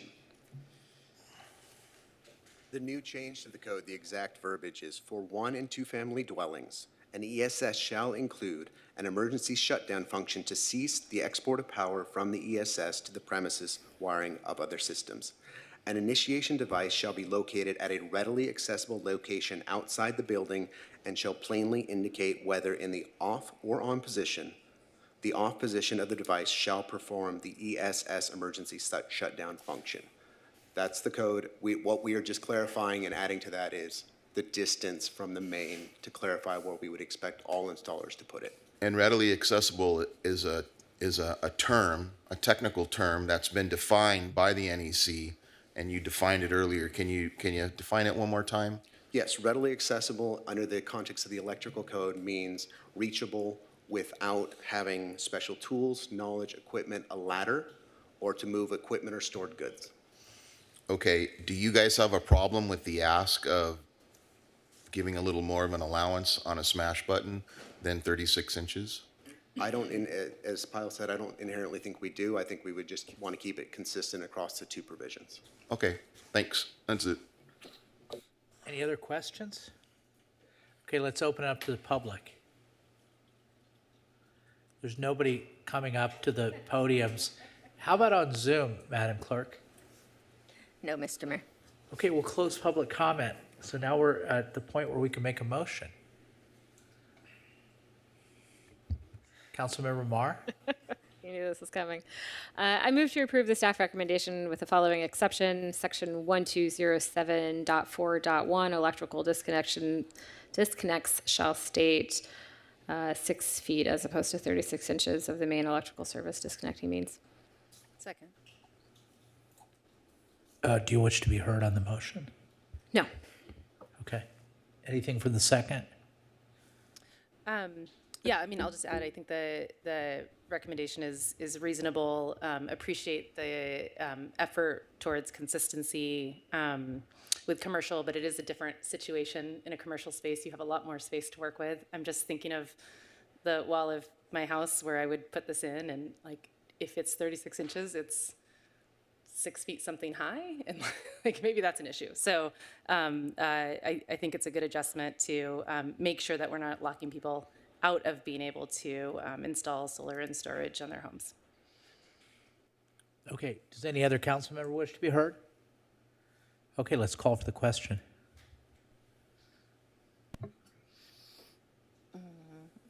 Motion carries 7-0. All right, good job. Thank you very much. Appreciate it. Thank you. Our next item is public hearing item number 2. Madam Clerk, would you please read the title?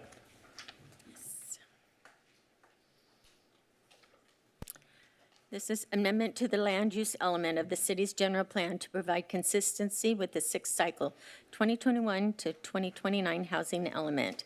Presentation by Ms. Daisy, Principal Planner, and Ms. McGill, Planning and Sustainability Manager.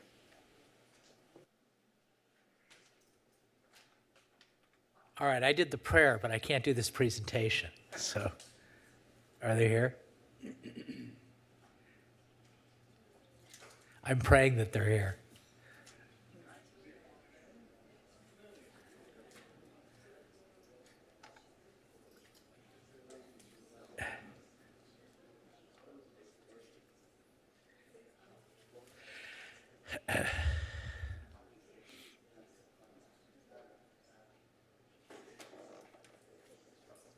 Mr. Mayor.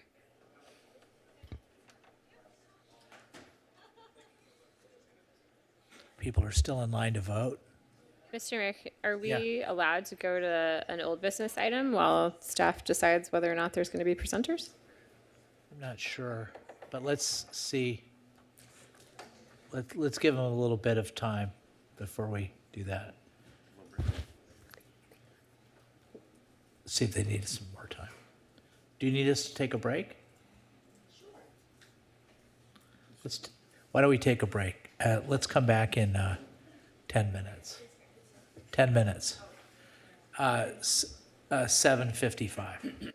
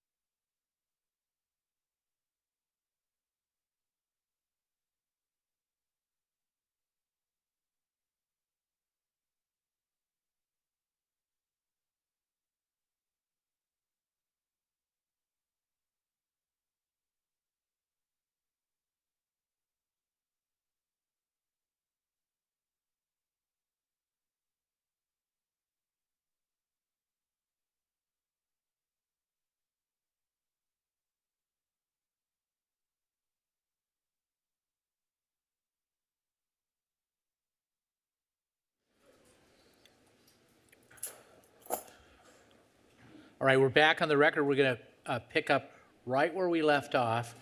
You had introduced the presenters, and we turned, and there weren't any presenters, but now there are. So you have the floor.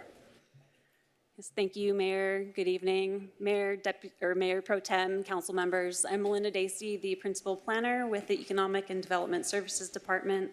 I recently joined the city back in mid-August, and with me this evening I have Anna McGill, Planning Manager, and Carrie Ty, Economic and Development Services Director. And this presentation this evening will go over the housing element background, timeline, purpose of the land use element update that's on the meeting tonight.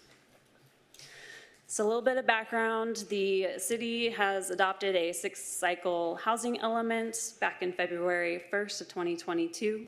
The housing element is one of the 7 state mandated general plan elements. It is an implementation plan of the city's regional housing needs allocation, or RHNA. Currently, in the 6th cycle, we have a RHNA allocation of 11,760 units. The housing element establishes a plan through various programs consistent with state law.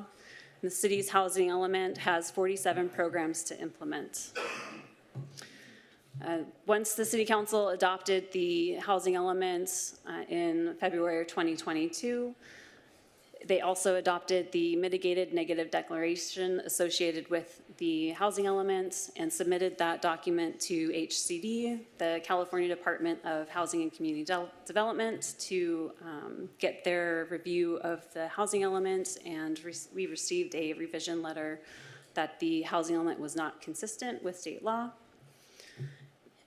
And in that time frame, the city had begun the Measure K process to update the rezoning effort that was approved by the Costa Mesa voters November 8th, 2022, and that authorized modification to city regulations to allow housing in commercial and industrial areas, as well as revitalize the city's commercial industrial corridors and keep residential neighborhoods intact.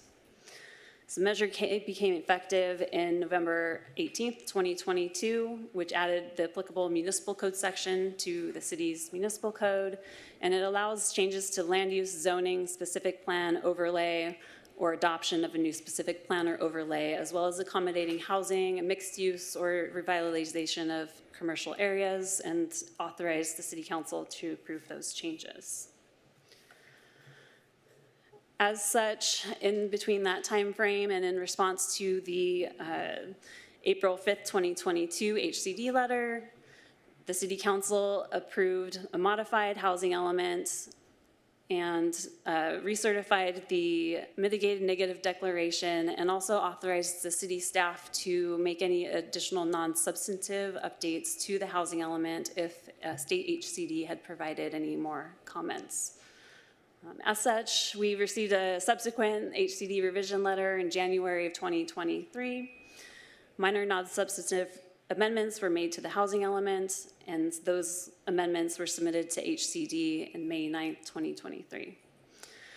HCD submitted a letter to the city that stated that the Costa Mesa housing element met state requirements. However, it was not in substantial compliance, which is typically referenced as being certified, unless there were several programs that were being implemented to get to that certification. And one of those programs was to complete the rezoning effort to accommodate the city's RHNA allocation. And we are here this evening because, as part of the housing element update and any update to a general plan, the city is required to make a finding of internal consistency pursuant to the government code. City staff reviewed the record of the housing elements adoption process and found that the finding for general plan consistency was not made at that time. As such, a review of the city's general plan was conducted and found that the land use element was not internally consistent with the housing element that was adopted.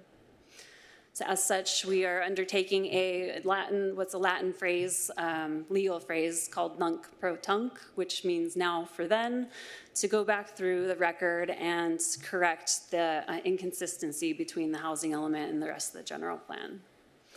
So in order for the city to have an internal consistency with the rest of the general plan and the housing elements, we have to ensure that The 97 housing opportunity sites identified within the housing element are allowable to be developed at the specified densities within that housing opportunity sites document.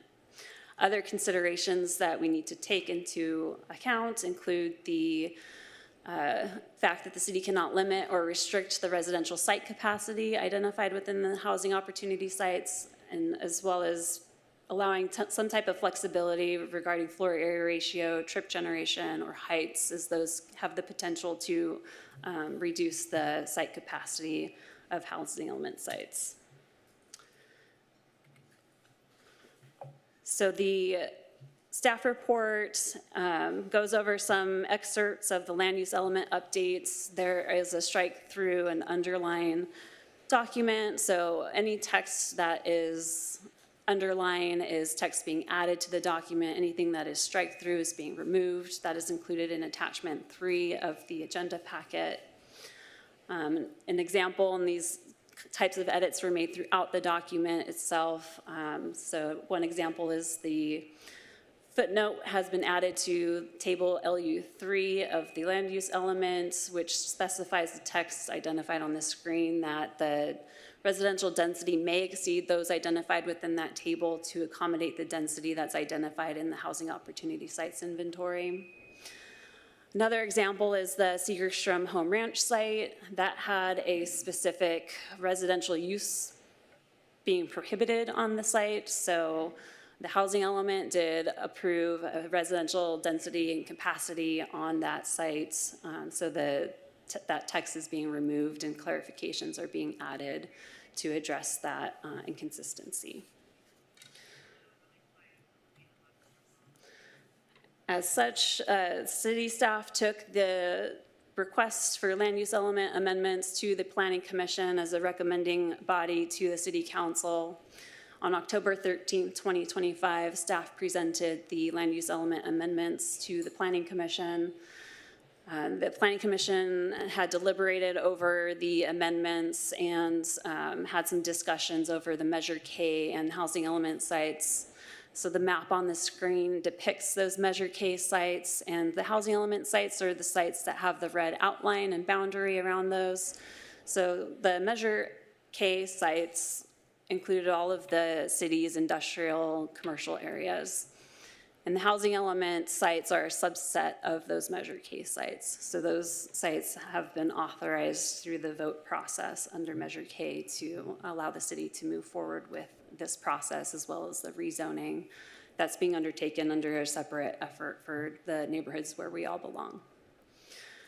At that presentation, the Planning Commission did recommend a minor update to 2 figures to remove the phrase reductions and replace that with modifications. Those figures were in context of floor area ratios and trip generation, and those, when you say reductions, it actually makes it more restrictive, so the term was updated to be modifications instead.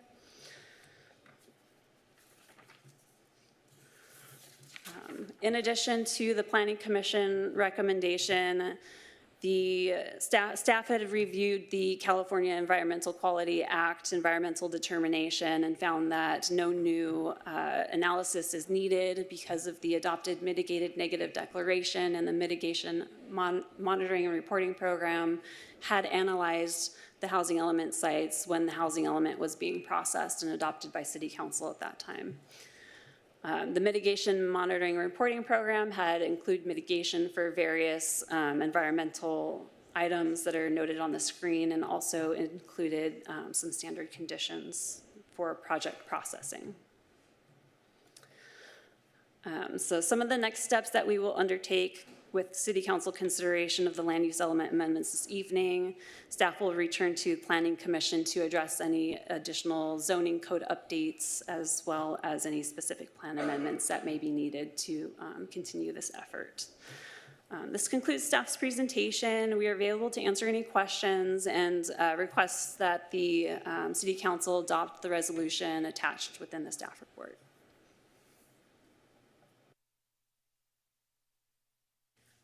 Okay, council, do we have any questions for staff on this item? I don't see anybody lighting it up. Let's go to the public. Anybody from the public wish to be heard? I have a quick question. Oh, yeah, of course. Councilmember Pettis.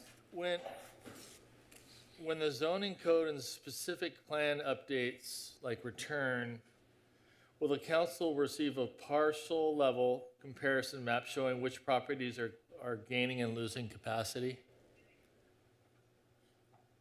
When we go to the actual zoning amendment? Yeah, so when staff return with the zoning amendments for housing element sites, there'll be development standards like setbacks, height, all of those objective standards. And then and those will be consistent with the capacity that's identified in the housing element. So think of like today, we're doing a little bit of a cleanup to say modify, so it's consistent with what we already adopted in the housing element. But the full neighborhoods where we all belong rezoning effort will actually identify and attach development standards for those sites. And then there'll be additional standards that we'll propose to the Planning Commission and City Council for Measure K sites that are not housing element sites. So housing element sites needed to meet our RHNA, and then the additional Measure K sites that are like housing above and beyond what is needed for our RHNA. How does staff define modification versus reduction or increase? How is modification defined? So the land use element of the general plan actually has specific kind of development standards specified for certain sites, like the Segerstrom Home Ranch site, as an example. Some of those are overly restrictive to the development capacity for the housing element sites. So the modification would be to not necessarily meet what's in the general plan land use element, but to have those be modified when the project is being processed so that the residential site capacity itself can be met. So that if the trip budget, for example, is really low, then the trip budget needs to be higher to accommodate that site capacity. So modifications up to interpretation by staff. Well, modification means to realize the residential capacity that's in the housing element. The FAR and trip generation would still apply for any commercial component on that project. So let's say, a site wanted to move forward with a commercial component as part of like a mixed-use development, that FAR and trip generation would still apply to that component of the project. They could only exceed or modify in order to create residential. And it's a bit of a stopgap because when we do bring our neighborhoods where we all belong rezoning development standards back, then it will be clearly defined. There will be a height maximum, there'll be development standards. And so that area where it says modify will be updated to reference those parts of the zoning ordinance. I think,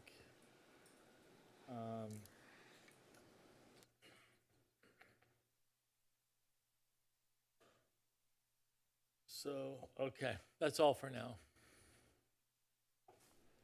Okay, public? Nobody? Zoom? Yes, Cynthia, please. Cynthia, you have the floor. Cynthia McDonald, Costa Mesa resident. I am outraged that this hearing is moving forward in blatant disregard of the city's own rules for transparency and public notice. This is not just a technical oversight, it's a fundamental failure to respect the rights of property owners and residents. The city never disclosed the most consequential changes during the housing element update in 2021, including large increases in building heights and density for certain parcels, elimination of traffic trip budgets from specific plan areas, and the potential need for a Measure Y vote. These are not minor details. They fall outside the scope of the housing element and require an amendment to the land use element, a separate process that demands proper notice under the city's own ordinance. Yet the city claims these changes should have been addressed during the housing element adoption. That is flatly contradicted by staff statements at the time and by the housing element programs 3B, 3C, and 3D, which clearly state zoning changes occur during rezoning, not adoption. It has been 4 years since those inadequate notices. Properties have changed hands. Current owners have no idea what's coming. The city bears full responsibility for notifying them and has failed. Worse, there has been zero coordination with the circulation element, so we have no clear picture of traffic impacts or mitigation measures. And now the city says no new environmental impact report is needed, relying on an outdated assessment. That is unacceptable. Senate Bill 131, effective June 30th, will almost certainly require EIRs for all housing elements. Perhaps the HCD should weigh in on this. Well, perhaps I should contact them.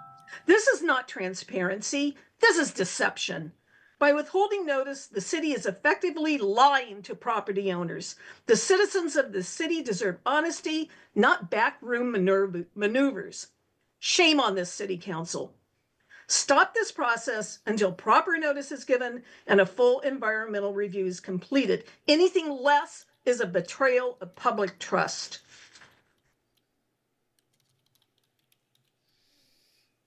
No further speakers, Mr. Mayor. Close public comment. Now's the time someone can make a motion. I'll move to approve staff recommendation. I'll second that one. Do you wish to be heard? Just briefly, thank you staff and everyone for this presentation. It's very clear to me that these are things we have to do to be compliant with the state's housing allocation, and we are behind. So I think I'm very appreciative of the work you've done. I know we're not done with the work we need to do, but it's a step in the right direction. So for that, thank you. Okay. Do any other council members wish to be heard? I don't see any. So, oh yes, of course, Councilmember Reynolds. Yeah, I just don't want to take a vote on this without addressing the public comments. I was going to ask our director. My understanding is we had intended to do this update, or maybe should have done this update when we did the adopted housing element. But as I went through and looked at the red lines, all of the red lines were strictly to align with the numbers in the housing element, which did go through multiple public noticing processes. So can you just maybe confirm that and elaborate anything you want to share related to those comments? Yes, Councilmember Reynolds, thank you for the opportunity to clarify. So, yes, as Principal Planner Dacey mentioned, the action being considered tonight should have accompanied the housing element adoption in both 2022 as well as the revised adoption in 2023. This was something that staff discovered more recently as we embarked on evaluating the technical documents for the neighborhoods where we all belong zoning, because zoning has to lay on top of the general plan, and so we wanted to make sure that the general plan was internally consistent. And so to follow the standard notification procedure for all general plan amendments, staff did notice this item in accordance with state law. Now, there are notification procedures in the municipal code dealing with rezoning, dealing with planning applications, but for general plan amendments, they do come from state law, and we did follow that. And simply, this is simply to establish the consistency across the general plan. It should have been done a couple years ago, and I'm glad we caught it. Thank you.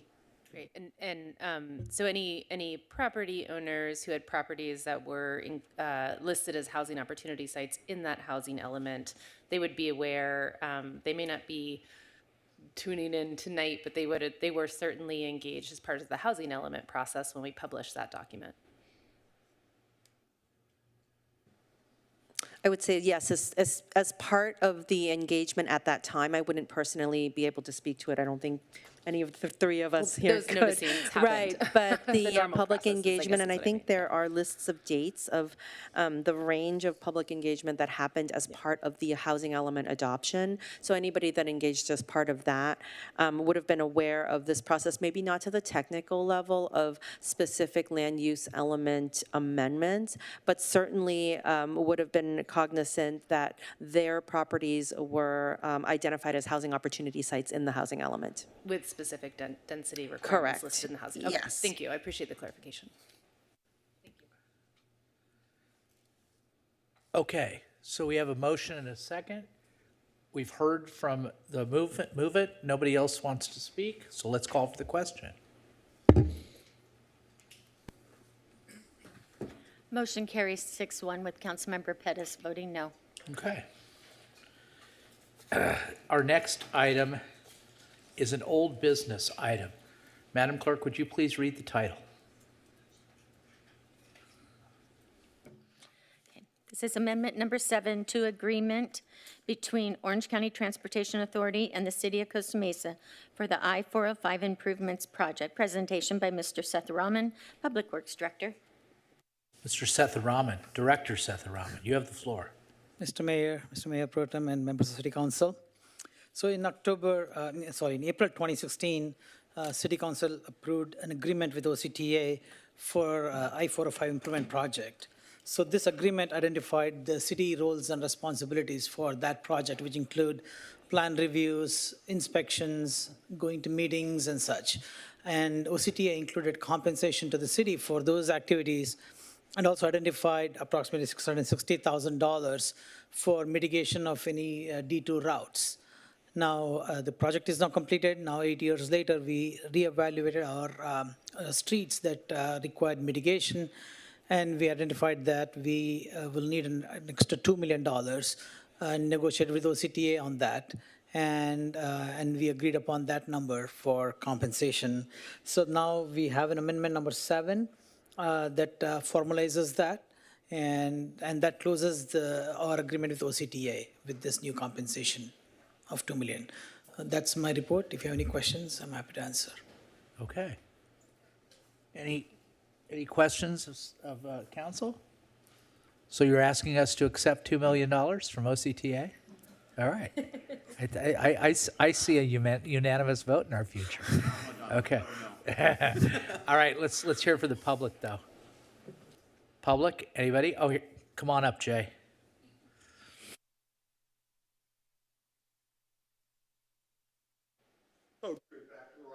Again, good evening again, Jay Humphrey, Costa Mesa resident. My experience with these kind of placement is that the project is done. Everybody's going to take their shovels and go home, and they're all done with it. And that's why they're paying the city $2 million of stuff that they need to be fixed, et cetera, that the state said we're going to do that. I'm going to try to beat a dead horse here again, because underneath the 405 freeway on Harbor Boulevard going northbound, you have 3 significant dips that dip to the left. And those dips, in my experience, haven't been repaired yet. They've been repaired. They have been repaired. Yeah. Wow, that's good. I'm glad to hear it. I remain fixed on that one. Thank you much. We might want to look at the light at Geisler. It took me 4 transitions of that light to get through that intersection day before yesterday. So sorry about that. My mistake. I appreciate it's been fixed. I will follow through on that one. Thank you. Thanks, Jay. That was a long time coming. Thanks for your engagement. Anybody else? Okay, do we have anybody on Zoom? No, closed public comment? All right, I move to approve the staff recommendation to accept the money from OCTA. Seconded by Councilmember Reynolds. Let's call for the question. Councilmember Reynolds, please. Oh, Mayor Stevens? Motion carries 7-0. Got it. Okay, thank you. I'm a seer. Okay, so next is our new business item number 1. We have 2 new business items. Number 1. Thank you. This is consideration of an ordinance to require staffing at self-service checkout stations. Presentation by Mr. Barkman, Government Affairs Manager. Right, the floor. Good evening, Mayor and Council. Let me just get this presentation opened up.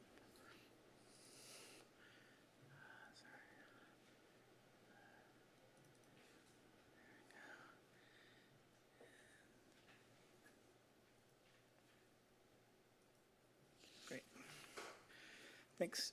Good evening, Mayor and Council. I'm here tonight to present on the consideration of an ordinance to require staffing at self-service checkout stations. At the council's request, research was done on Long Beach's ordinance, and info on potential impacts in Costa Mesa will be presented tonight. At the time of the request, the city of Long Beach was just beginning to explore this issue, and since that initial request was made to us, the city of Long Beach adopted their ordinance on August 12th, 2025, and there have been some initial reactions. My analysis tonight is a preliminary one, and since Long Beach has adopted the ordinance, questions have been raised by impacted stores. With that in mind, the first question I will address for you all is, what does the Long Beach ordinance require? The first thing I want to note is that the Long Beach began this process based on reports from workers at stores impacted by retail theft. The ordinance is intended to reduce retail theft and protect employees. It applies to food retail establishments over 15,000 square feet or over 85,000 square feet with 10% of the floor area dedicated to produce or other foods. The ordinance also applies to all drug retail establishments. It requires dedicated staffing of 1 employee for 3 stations, and it limits self-checkout stations to 15 items or less. Regarding enforcement and penalties, the ordinance does not specify enforcement by any specific city department. Instead, the ordinance provides for a private civil action to be pursued by employees or customers through the superior courts. The ordinance specifies penalties of $100 per violation, increasing by $100 per day, with a maximum of $1,000 per employee. And I'll discuss some of the questions with those maximums later on in the presentation. In addition to that, the ordinance provides that those filing a claim may receive an award of attorney's fees and costs. Again, now since adoption of the ordinance, there has been articles citing Long Beach as the first to pursue this strategy, and also reports of stores closing their self-checkout stations due to concerns with the application and enforcement of the ordinance. I'll discuss those concerns a little later, but right now I'm going to pull up the chart from the staff report showing potential results of applying the Long Beach ordinance to Costa Mesa stores. Now, as I began my review of business license data, it was fairly straightforward to identify the drug retail establishments. City data showed that there were 5 of those stores, and then based on my visits, I observed only 3 of those with self-checkout stations, as noted here. And as the chart notes, and I say in my staff report, all 3 of those comply with the staffing ratio, but the ordinance also requires that employees have no other work assignments. During my visits, employees were present at those stations, but it wasn't clear that that was their sole assignment. So that's a question that could come up in the future. Again, moving on to food retail stores, my review required a little more refinement. First of all, the Long Beach ordinance includes some square footage thresholds, as I discussed.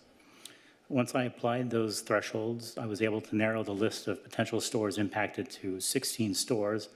However, 2 of those were targets, and the Long Beach ordinance defines affected stores as those that sell primarily household foodstuff for off-site. So for that reason, I didn't include Target on this chart or in the staff report, but I did visit both locations just to note the setup and staffing of their self-checkout stations. So this left these 14 grocery stores here that fall under the ordinance, or that would fall under an ordinance, of which 6 had self-checkout stations. And again, as the chart notes, those stores all had more than 3 stations, and during my visit, it appeared that they had 1 employee assigned. So therefore, these 6 stores would be out of compliance with an ordinance or mandating staffing ratio requirement similar to the Long Beach ordinance.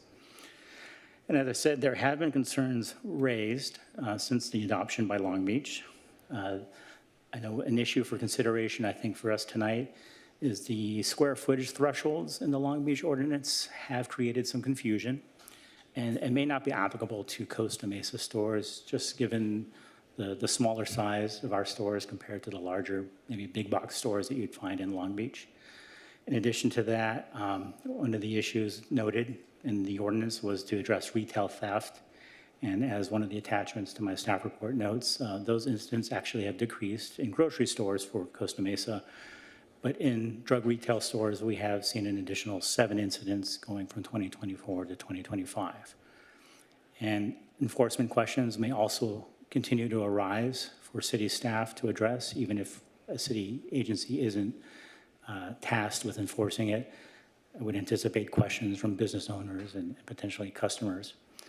And again, the penalties with no maximum, as I mentioned before, there is a maximum per employee, but what seems to be creating some confusion is that there's no definition really in the ordinance as to a limit of who would file the claim. So would it be just the employee that's potentially experiencing having the work, the additional, whatever, the more than 3 stations?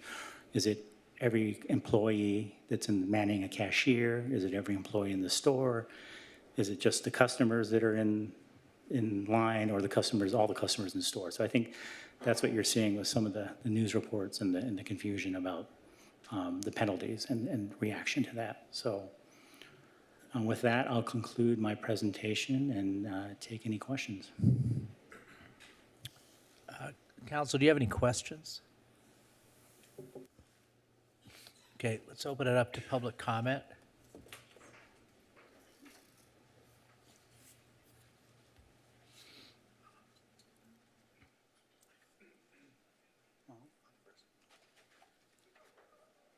Hello, my name is Brian Baxley. I'm a union representative for the workers here in Costa Mesa at the grocery stores and drugstores. I was also, prior to that position, I worked in the stores for 34 years, so I have a lot of experience with these self-checkouts. I'm sure many of you frequent the Vons on Harbor, and they have 3 different rows of self-checkouts. The first one faces to the left, the other 2 face inward, including a terminal that is for them to ring up other items. So they are technically running 9 registers. They are also trying to, when the carts lock up at the door, they're assigned to go over and get that. If there's items that are in the lockup case, they're also assigned to unlock those and get those. They're also supposed to be doing the candy on the registers. And in the meantime, you get the more nefarious criminal element that are a little more organized, and they walk up with a full cart and they're just ringing it up. And then next thing you know, their friend's distracting them over here. And that one person is supposed to be juggling all these things at once, not to mention putting that employee at risk, because the people that are willing to steal like that often might harm one of our associates. And at the same time, putting a smile on their face, trying to accommodate the customers. I don't know if I can accommodate 9 people at once and actually do a good job at it and make them feel like they're loved and appreciated. So I just feel like it's gotten so excessive to the point where our workers aren't able to do a job they can be successful at and be safe at. So hopefully you'll consider that. Thank you. Thank you, sir. Yes, you have the floor.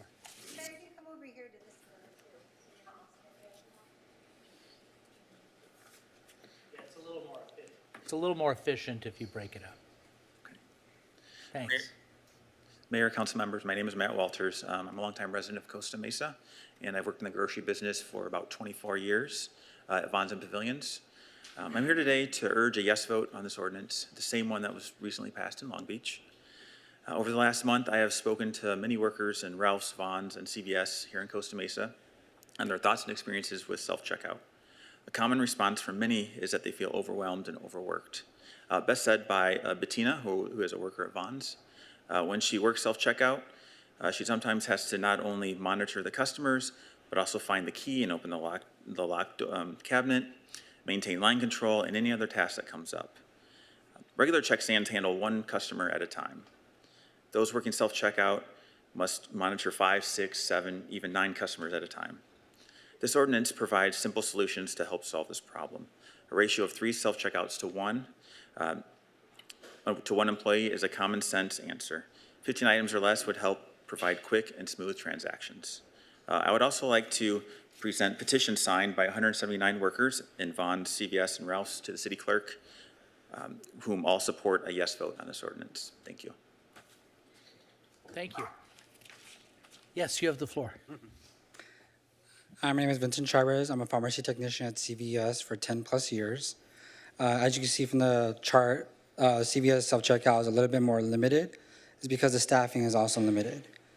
If your seats were registered, you would be expected to come over here and help self-check out at the same time and make sure your register doesn't get touched.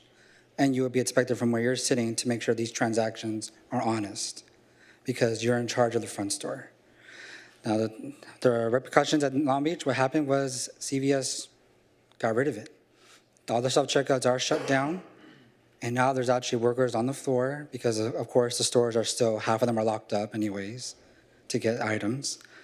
There is plenty of staffing now. So this self-checkout, at least for CVS workers, has been a godsend because normally you will be alone in the front by yourself. The manager will be helping the floor or kind of tills. And personally, I'm here even though I'm from Carson. I help Long Beach as well. And I floated to your stores as well, is because, as you can know, there's some consolidation in retail pharmacy. And as prescription count does go up, CVS will be most likely expanding their hours, which means the worker in the front store will be by themselves. And I will be very honest with you, these are usually the newest workers, straight out of high schools, probably your kids or grandkids, and they will be by themselves with a little walkie-talkie with a manager, God knows where, in the store. So I hope you consider this. It will protect the workers, and it will help the customers more on the floor as well. Thank you. Yes. Hello. My name is Jose Espinosa. I've been working at Vaughn's for 27 years. Been a supervisor for the last 9 years in the city of Long Beach. In that time, I've become acquainted with the dangers associated with monitoring the self-checkout machines. I decided to attend the city council meetings when I was aware that they were deliberating on this new ordinance. And thanks to the testimony of clerks from Vaughn's, Albertsons, Ralph's, the ordinance was passed. And it was to regulate self-checkouts for the sake of the safety of the employees. In my particular store, before the ordinance, there were no clerks being scheduled to monitor the self-checkout machines. Customers would wait. They would have to wait while a regular checker finished their order, and usually they had to rush through it. But in that time, they would become frustrated. And that would cause situations where it would become confrontational between the employees and the customers. With the recently enacted ordinance, management has had to ensure that there is somebody scheduled. Now I've seen a definite shift in morale. Customers are no longer, they don't feel like they're being ignored. Employees are no longer stressed out that they have to hurry through their order. And I think my store could be used as an example of this ordinance works. So I think if you bring this to Costa Mesa, I think morale will be, it will be lifted just everywhere. So thank you. Thank you. Yes, you have the floor. Hello, Honorable Mayor and City Council members. My name is Jackie Weber. I am the Development Director for Clergy and Laity United for Economic Justice. We are an interfaith organization that walks with low-wage workers, immigrants, communities of color in their struggles for justice. And we have been hearing the stories of the struggles of grocery workers and drugstore workers for years as they have dealt with self-checkout. And I'm here representing hundreds of OC clergy and people of faith who have been accompanying these workers to say this is a really great policy that passed in Long Beach, and it has the opportunity to make a real difference, not just for the workers, but also for elderly folk who have sometimes their only community interaction is at the grocery store. And so if they are able to have if people are able to have a more pleasant experience at the grocery store, everybody wins. So I encourage you to pass this. Thank you very much. Appreciate it. Thank you. Yes. Good evening, Mayor and City Council. My name is Sean Drexler. I'm also a member of Clergy and Laity United for Economic Justice, and I'm also speaking in support of this ordinance. I'm also a longtime resident of the city. You've heard from workers talking about the safety benefits that this ordinance would have for the workers and for the public. But it would also really improve things for non-grocery workers such as myself and customers in Costa Mesa. So I drive for Uber Eats, and I get orders, from places where UFCW members work all the time, including Vons and CVS. And I'm also someone who eats myself, so I do a little shopping. And I can attest to the experience going downhill due to the lack of such an ordinance in this city. The workers do everything they can, but without an ordinance like this, there's only so many of them on the floor at the time to, open up what I need behind the glass counter. As for the checkout stands themselves, I try to avoid using them. They work fine except when they don't, and you need to ask an employee for help removing an item or clearing the error message. It's usually my fault, I'm not gonna lie, whether it's double scanning something or putting the thing in the bag before I'm supposed to, but this is what we do, customers. We make mistakes and we need help, and we need workers there to help us. And especially with the holidays coming up, right? Like, the lines are gonna be insane, and my Uber Eats customers are gonna want their stuffing and Don Julio's delivered on time. So I need to get through that line efficiently and get my tip as well. So yeah, Long Beach City Council passed this, and I'm really hoping that Costa Mesa will do the same. I believe it will. I'm really grateful for the city council that we have and all the good work that it does. So yeah, I urge you to vote for this policy and work toward making this city even safer. Thank you. Thank you. Yes, sir. Good evening, city staff, city council, mayor. My name is Derek Smith. I'm the political director of UFCW Local 324. On behalf of my union, we appreciate your consideration of this item, which is important to us. I want to take my time to just address a couple of issues. One, there was a mention made in the staff report about a misunderstanding about the square footage that has been cleared up. Jose Espinoza, who just testified, works at the store. They thought they were under the threshold. The county assessor's report told differently, and now they are complying with the law. We worked with the city of Long Beach on the question of enforcement. It was important to them that city resources did not go into the enforcement. We agreed, and so private right of action is the primary enforcement mechanism for this, which makes sense because workers and customers have the best vantage point to find out if there is consistent non-compliance with this ordinance. As was already testified, the city of Long Beach, by and large, they are all complying with it to our knowledge. Generally, staffing is increased by about 1.5 persons on any given day. Anecdotally, workers are happy with the rollout of this ordinance. Customers are happy because they have better customer service. So we are extraordinarily pleased at the 7-week mark that the ordinance is working as intended. Finally, Costa Mesa Grocery, for the most part, revenues are about $500,000 to $1 million in sales per week. By industry trade reports, 3.5% of sales are actually lost through theft through self-checkout. It is our belief that staffing by an order of 1.5 will more than pay for the losses that the stores are already getting through theft. This is not going to cost customers more money. Thank you. Thank you. Yes, sir. Yeah, council members, Tim James, California Grocers Association. I first want to start with a piece of process. 6 months ago, this item was temporarily agendized, and the California Grocers Association sent you the letter asking for our inclusion, the inclusion of Costa Mesa Grocers in the conversations and the fact-finding on this, as well as offering our partnership.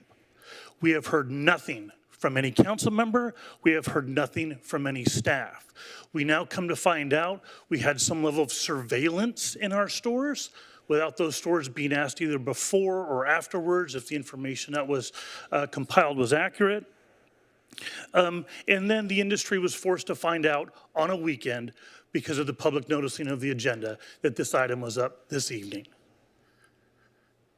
We feel that is very disrespectful to grocers and the regulated community on this item. We have stepped up, we've communicated, we've raised our hand to be part of these discussions and have been summarily ignored, at least from our position on that. We believe that committing to a direction to move an ordinance forward at this time would be further disrespectful to grocery and also not taking in the full account all the points of this issue going forward. As discussed in our written communication, a lot of the stated reasons for this ordinance by the advocates, quite frankly, are non-existent. Employees are fully prohibited from engaging in retail theft situations. Retail theft in Costa Mesa is down by, let's call it 50% based on the charts you've seen from your police department, which likely has a lot to do with the passage of Prop 36. There's also several state laws that protect employees in all of the circumstances previously mentioned. So those are covered as well. The advocates are asking you to recreate an already failed and rejected policy. Similar proposals have already died twice in the state legislature, and other jurisdictions have chosen not to take this up. The ask of you in the proposal being put forward by the advocates is far beyond anything that they've ever discussed at the state level, and quite frankly, goes far beyond what they've agreed to and ratified in their collective bargaining agreements. So they're asking at this point for a level of regulation that's 10 times more than not only they're asking for the legislature for, and they've agreed to and ratified as individual workers. We strongly urge you to not move forward with an ordinance this evening. Instead, talk to the regulated community, get the point of the grocers, understand all the implications of this before. Thank you, sir. Anybody on Zoom wish to speak? Yes, Mr. Mayor. Andrew, please. Andrew, you have the floor. Thank you very much. This will be brief. I've been listening to the testimony, and I find that this issue is really a business issue. It's not a municipal ordinance issue. And if anyone doubts that, I think I can address all of the misgivings and fears that people have voiced by saying, every time I go to Trader Joe's, I'm in and out fast. The staff greet me very well. I have a very pleasant experience there. We have a grocer here that has already figured out how to make a customer experience fantastic. You know, they've chosen not to have these self-checkouts. I'm worried that if this ordinance comes to Costa Mesa, the response for our grocers and our pharmacists are going to be very similar to the reaction and that the staff report points out that happened in Long Beach. They'll just remove the self-checkout stands to be compliant. Who does that help? This is a business decision. If they are losing money, they will find the pain point where they can hire more people to regulate theft. If we don't have a city department responsible for overseeing this ordinance, and instead we let the Wild West regulate this, i.e. employees and customers, I think we're doing ourselves a disservice. So thank you very much for your time. That's all I had to say. Thank you. Is there anyone else on Zoom that wishes to speak? No, Mr. Mayor. Okay, there's no, except I see something going on over there. Does this gentleman wish to speak, or? No, you're good? Okay. Okay. Thank you. We're closing public comment. It's time to make a motion, and it looks like we have Mayor Pro Tem Chavez who wishes to make a motion. Thank you, Mr. Mayor. I would like us to bring back an ordinance copying Long Beach's word forward. Okay. Do you wish to be heard on your motion? Yes. Thank you, everyone, for speaking today. Thank you, everyone, for sharing your opinions and your thoughts. From my perspective, I'll share a little bit from my district. As you guys know, I represent District 4, which is primarily a working class district that has the benefit of having the senior tower on 19th Street. And there's really two things that to me are very important about this ordinance I think they address. One, I think the idea that having better quality like our workers is very important because that directly impacts people in my district. It's very common now to see students in high school working because they're having to help the parents pay the bills. A lot of their first jobs they get are in the grocery store because they're easy entry-level jobs that they can easily get into and grow into. I also see a lot of seniors who have to work because they may not have the retirement they need to have a comfortable retirement. It does give me concern when I have a young person or a more older person manning multiple self-checkouts. When I talk to seniors in my district, one of the things they tell me, and I'm going to call out Smart and Final as a negative, but one of the things they share is their frustration with the self-checkouts. Sometimes there's only one register open, but all the self-checkouts are open, and they struggle getting all their items through the self-checkout. I think Long Beach went first for a reason. They're a bigger city. They had a lot of time to discuss this issue. And I think as we move forward with this ordinance, I want to copy someone that's done it right and done it well. So for those reasons, I am supporting this motion. Thank you. Not only you're supporting it, you made the motion, and Councilmember Gamero seconded it. I'm not sure I mentioned that. You have the floor if you wish to speak in support of your second. Yeah, thank you, Mr. Mayor. I have a few things I'd like to voice on this. You know, in regards to the statements made by the California Grocers Association, I don't recall ever being reached out to specifically with their concerns, so I wouldn't really know how to address the claims that were made on the dais earlier. As far as hearing that this is just a business decision, when business decisions eliminate places for people to work just so that you can make more money and profitability, that concerns me, okay?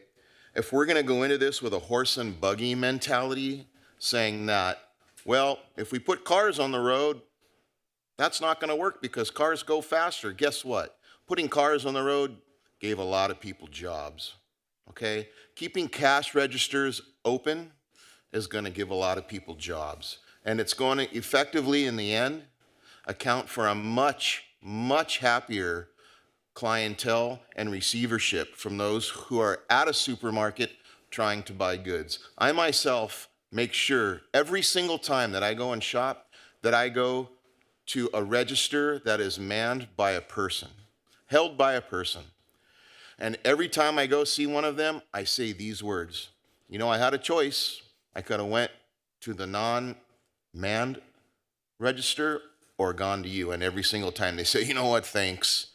Yeah, our company policy here is to have as many of those open as possible. So moving forward, I'm absolutely going to support that, not to eliminate, but to regulate how non-manned registers are incorporated into the community. Thank you. Thank you. We have Councilmember Pettis. Mayor, thank you. I'm gonna vehemently disagree with my friend Councilmember Lauren Cameros. You know, free market capitalism is predicated on the idea of competition and pricing. And if I go into CVS and we have a regulated situation there, then I go down to Newport to the CVS and they don't, then they're going to be suffering from the competition they're having to face, and they're going to get a cheaper deal at the CVS in Newport Beach. Now, we should not be in the business of regulating what private business does. These folks already work on very thin margins as it is, and we're not, I don't think this would be taking away any jobs. This legislation would be mandating jobs that aren't already in existence. So I don't think we should be in the business of telling private business how they should operate. Thank you. Thanks, Councilmember. Councilmember Bewley. Sure, thank you. Yeah, just a couple of comments. I'm sympathetic and empathetic to what I heard tonight from a lot of the employees in the labor unions, but I think this is just a bridge too far. It sounds as though what is being asked is that the city inject themselves into the collective bargaining arrangement. We have a system out there. There's unions in place. There's the ownership. They sit down at the table. I heard a lot of legitimate concerns addressed tonight. Those should be addressed between the collective bargaining unit and the ownership. It seems that this sounds like a solution in search of a problem. We saw the research that's been done. What was presented to us tonight was a lot of argument about safety and theft, but it's pretty transparent. We're just looking for maintenance of jobs, and the automation is a concern, and so the unions are here to try to support the maintenance of those jobs. These issues that they're concerned about, if theft is a significant issue, I do think that there's not a legitimate business owner out there that's not going to look to protect his profit margin and take the appropriate steps to hire employees, hire security to address the theft problem. The safety concerns, if there's safety issues for the employees or for even potential customers, I'm certain that ownership will be concerned about liability, unsafe working conditions, a dangerous environment. They'll be opening themselves up to other types of liability. So to have a city government inject themselves into the middle of the employer-employee relationship, I just think it's a bridge too far, and I'll be voting no on this. Thank you. Anybody else wish? Oh, Councilmember Reynolds? Thank you. I both agree and disagree with things I've heard from my colleagues. Makes for a really interesting discussion, and this is a really interesting item. Oops, I'm looking for I've lost my notes in the stack here. Councilmember Gameros, we could talk another time about what the introduction of the car did to cities. That's a much longer conversation. I'll share, I think, maybe philosophically, this discussion about, is this a place where city council should be involved? And, I think it's sometimes does feel exhausting how when we look at conditions tied to approvals of projects that come before us, it's pretty extreme, and usually for good reason. I'm always asking staff, why do we have this condition, that condition, this condition? Sometimes it makes a lot of sense, sometimes it doesn't. But we do have, on cannabis, we have a requirement that our businesses have certain staffing levels. We have a requirement about security in particular. So there is certainly precedence for us being involved in making staffing requirements for certain businesses for good reason. We talk about it all the time. We've got pretty extreme requirements on how people use their land. We've got very strict requirements on the hours of operation of businesses, and we make it very difficult to change those things. We've got requirements about whether or not you can play music that people can hear. I'm pretty sure we have a requirement on whether or not people can dance inside Northgate Market. That was when I didn't agree with the reasoning on that condition. So we do make decisions that impact how businesses operate. Again, some I agree with, some I don't, but it's certainly something that we do as local government, and I think about, we think about the impacts, right? We're trying to encourage business, yes. We're trying to protect our residents, yes. We're trying to create a city that people want to live and work in. I had another point, but I've lost my notes.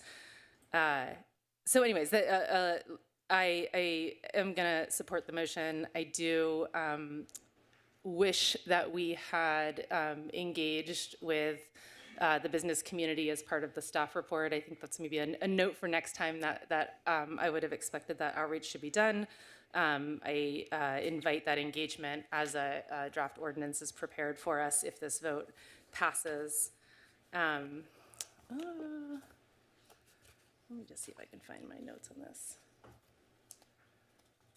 Well, anyways, for the reasons I shared. Oh, the other thing, I think that this is, I think it's important for us to think really critically about this, and I'm eager for the ongoing conversation because I think as a council and as staff, we do need to be preparing for the impact of automation on a broader set of businesses in our city. There are expectations that automation and AI will continue to impact and probably reduce jobs. Job creation is something that is a big goal in our city. When we are looking at development and projects in front of us, we're looking at how many jobs are created by that, right? And why do we do that? Because we want jobs in our city. We want people to have access to job opportunities. Jobs bring people to the city who then spend money in the city. And so I think protection and encouragement of jobs is an important part of our work.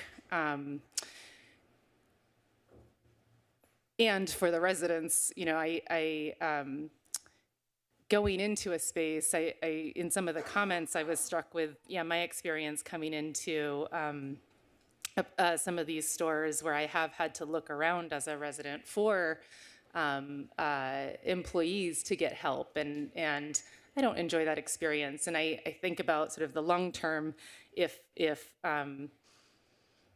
the type of automation that we're expecting to come means that there will be fewer employees or fewer just human-to-human experiences in our city, I do think that that's something that I would be opposed to. I think human interaction is an important part of the conversation we're having with our rezoning effort, land use design. It's part of our general plan amendment to create welcoming public spaces. So I'm babbling a little bit, but I wanted to share sort of the philosophy behind my openness and support to this engagement. I do invite conversation from sort of all perspectives on this issue, but I will be supporting the motion. Okay. So I have some thoughts on it. I'm going to support the motion. Just to be clear, the motion is just to, at this point, to direct staff to come back with an ordinance that, as Mayor Pro Tem Chavez said, is modeled on the Long Beach ordinance. Certainly, if a member of the representatives of the grocery stores or grocery industry wants to connect with me, my number is 714-337-1872. It's published all over the place, including on the website. It's been published for 10 years. So plenty of opportunity to contact me, and you're welcome to do so. For the record, the agenda was posted a week ago. So there were numerous business days within which anybody from the grocery industry or anybody from UFCW or anybody who supported or didn't support this could contact me by phone or text, and many did. So if somebody from the grocery industry didn't do it, I don't know. You need to contact. I can't contact everybody. I won't do that, and I won't do that between now and the time this is heard. So you know how to reach me.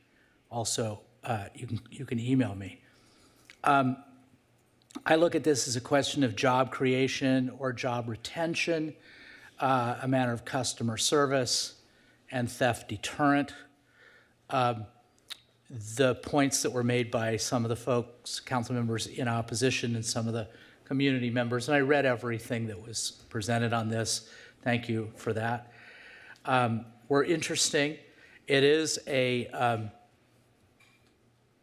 Councilmember Reynolds covered it, I think, quite well.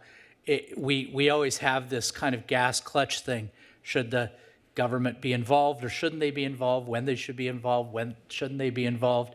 And I understand that. I generally fall on the side of free market, but we do have regulations, and whether we should have one of these or not will be decided when this comes back.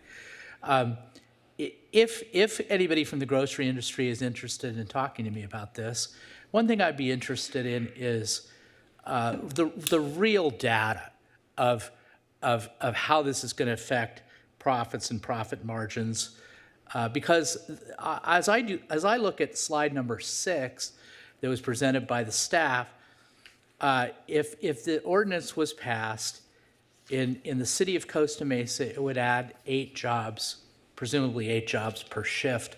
That's very meaningful to the 8 people that are going to be hired, I'm not convinced it's meaningful to the profit margins of the grocery stores. These are massive grocery stores, by the way, national or international firms, and of course Northgate is huge. In the Costa Mesa Chamber of Commerce presented to us a letter, and it says the largest expenses for grocery stores are cost of goods sold, 70 to 75% of revenue. Labor overall, labor and payroll is 12 to 16% of revenue as an item. And I don't know what the numbers are in terms of all the employees that are employed by these 6 businesses. But I'd be interested to have that dialogue. If it is going to substantially impact the bottom line of these important businesses in our community, that's something I'd like to know. I kind of doubt it will, but I'm open to that discussion. So with that, let's call for the question.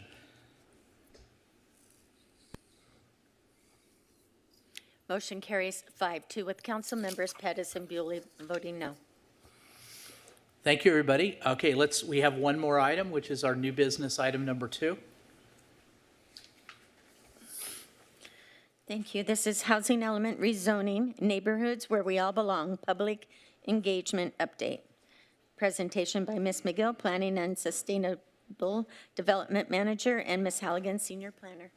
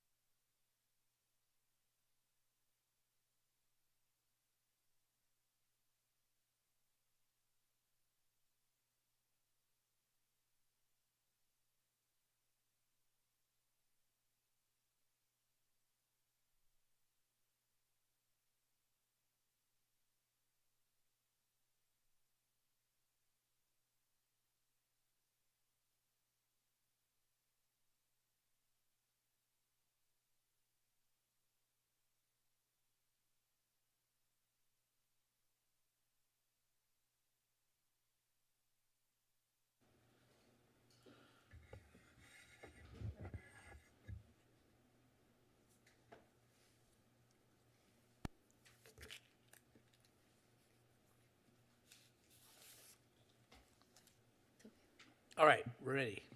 Okay, great. Whoever wants to go first. Thank you, Mayor and City Council. I'm Michelle Halligan, Senior Planner, and the city's Project Manager for Neighborhoods Where We All Belong. Tonight, we will be providing an overview of community visioning to date. The presentation will be provided by our consultant, Dudek, so I'd like to reintroduce you to Kathy Tang-Sayas from Dudek.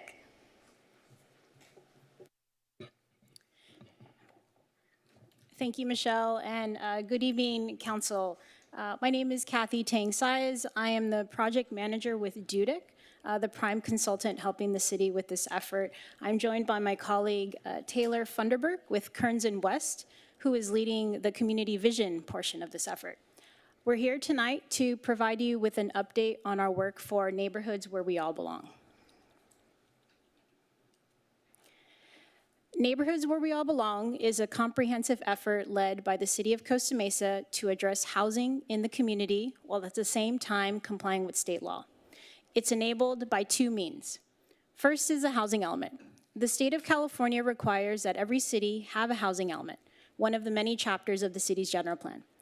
The housing element looks at conditions in the community and then establishes programs to address those conditions. In Costa Mesa, some of those conditions are affordability, overcrowding, and disrepair. Costa Mesa's housing element identifies 47 programs to address those conditions, but the primary program is about RHNA. RHNA stands for the Regional Housing Needs Allocation. Essentially, it's the city's state-mandated fair share of new housing. And the primary way to be able to achieve that RHNA is by identifying sites in the city and then updating their zoning to allow for enough housing to achieve that RHNA. The sites, housing element sites, were selected as part of the housing element process a couple of years ago, and the rezoning is what we're doing now. The second is Measure K.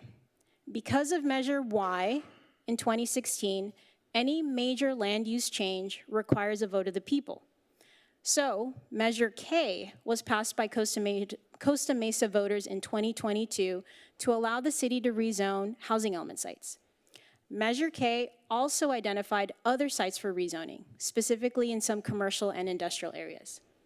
For this rezoning to occur, Measure K requires a community visioning process, hence this effort, Neighborhoods Where We All Belong.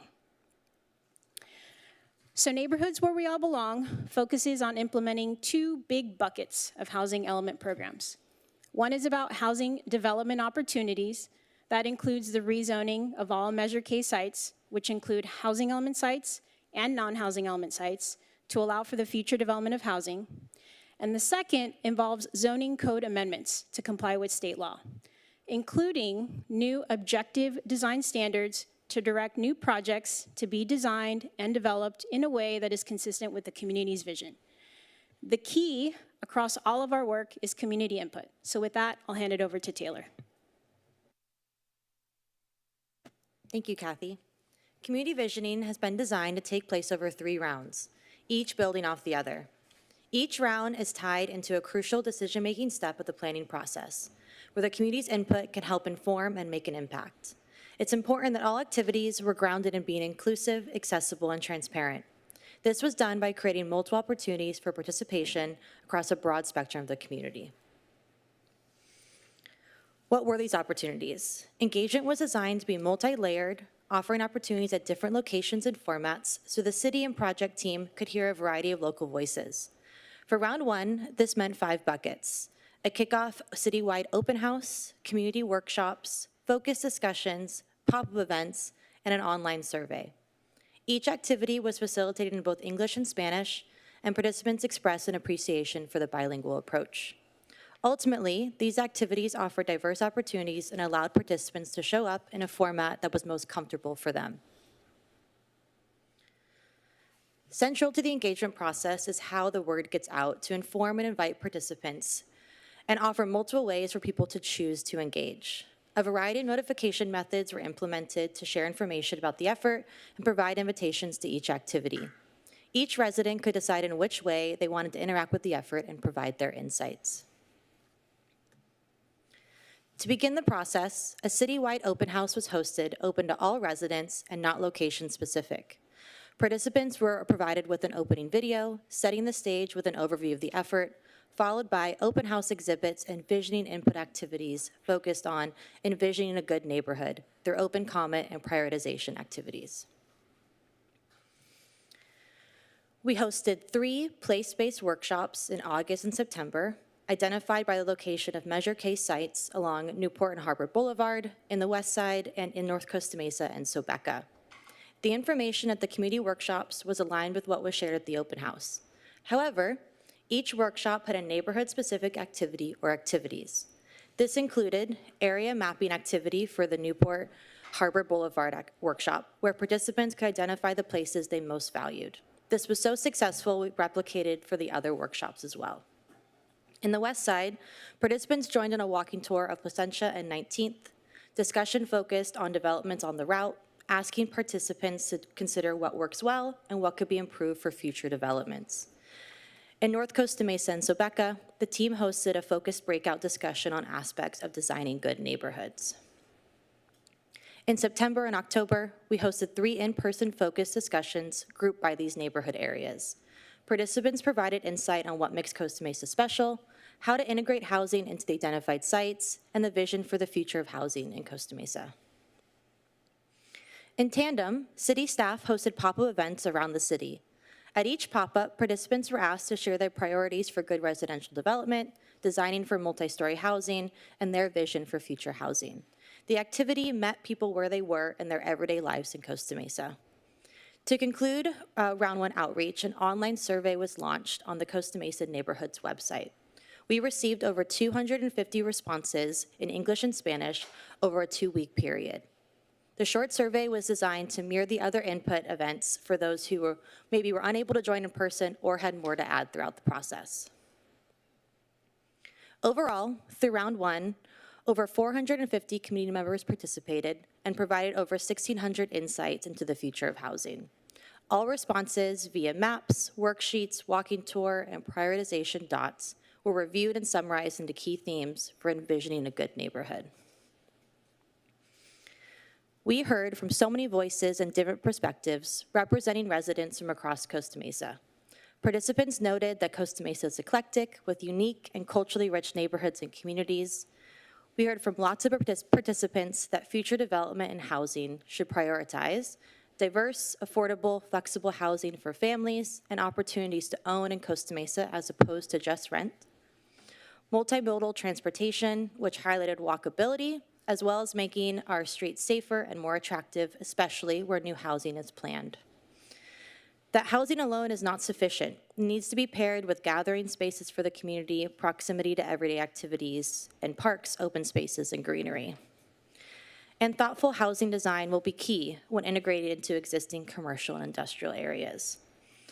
Participants also expressed interest in the effort and future outcomes with an emphasis on continued transparency, shared information, and an encouragement to stay aligned with Costa Mesa values. The full outreach summary and detailed appendix are being finalized and will be shared on the project website soon. An email notice will be sent to everyone on the project interest list. Now I'll pass it to Kathy to share next steps. Thank you, Taylor. Before I move on to next steps, I just want to send a real quick thank you to everyone in the Costa Mesa community who engaged with us over the summer, including council members who I saw many of you at our events, so thank you. In terms of next steps, the work completed to date concludes round 1 of 3 of our work. So in round 2, we plan to use what we've learned in this first round to inform the technical work. We've already begun the work on both the rezoning and the zoning code amendments. We've identified a strategy to best address the city's complex web of urban plans and overlays and specific plans in a way that provides a more simpler, more clear, and more flexible way of developing new housing in the city. And we'll have drafts of that work in round 2 to share with the community soon. Our timeline is shown here on the screen, and it shows that we're now 1/3 of the way into the effort. So you'll hear from us again in round 2, where we'll share drafts of the work, and then again in round 3, where we'll share near final versions of the work. With that concludes our presentation, but we're available for question and answer. So thank you. Thank you. Council, any questions? One quick question. Councilmember I noticed that we had the town hall for the homelessness that Nate put on, and it was so well received by the community. I'm wondering if we could have something similar for this endeavor. I'd like to invite Taylor to respond to that question. She's with Kearns and West. That's our public outreach sub-consultant for this effort. Apologies. Thank you for the question. Town hall is definitely one opportunity for engagement. For this effort, we've not been directed to do a town hall, and part of that comes from there's different ways for an engagement process, and town hall is one opportunity, typically most successful for people who feel really comfortable in front of a mic. We find that open houses or walking tours or community workshops can offer other ways for people to provide input and can allow for that two-way engagement for discussions with the project team and other participants. And Kathy, if you want to add anything. Yeah, I'll just add that our team was really mindful in establishing and developing an approach to community visioning. So we spent a lot of time with staff at the very beginning to make sure that the process that we were putting forward would facilitate the most productive type of engagement from community members. So hence the many formats and the many types of activities, and the many locations, just the many ways that we were providing community members to be able to engage with us. We did discuss the format of a town hall, but as Taylor mentioned, the cons eventually outweighed the pros, where we felt the other formats and the other methods would provide us a better way to have folks feel more comfortable, more safe, and in providing us input in a more productive way. Our experiences with town halls is that they're usually reserved for sort of political or sort of election style type of situations.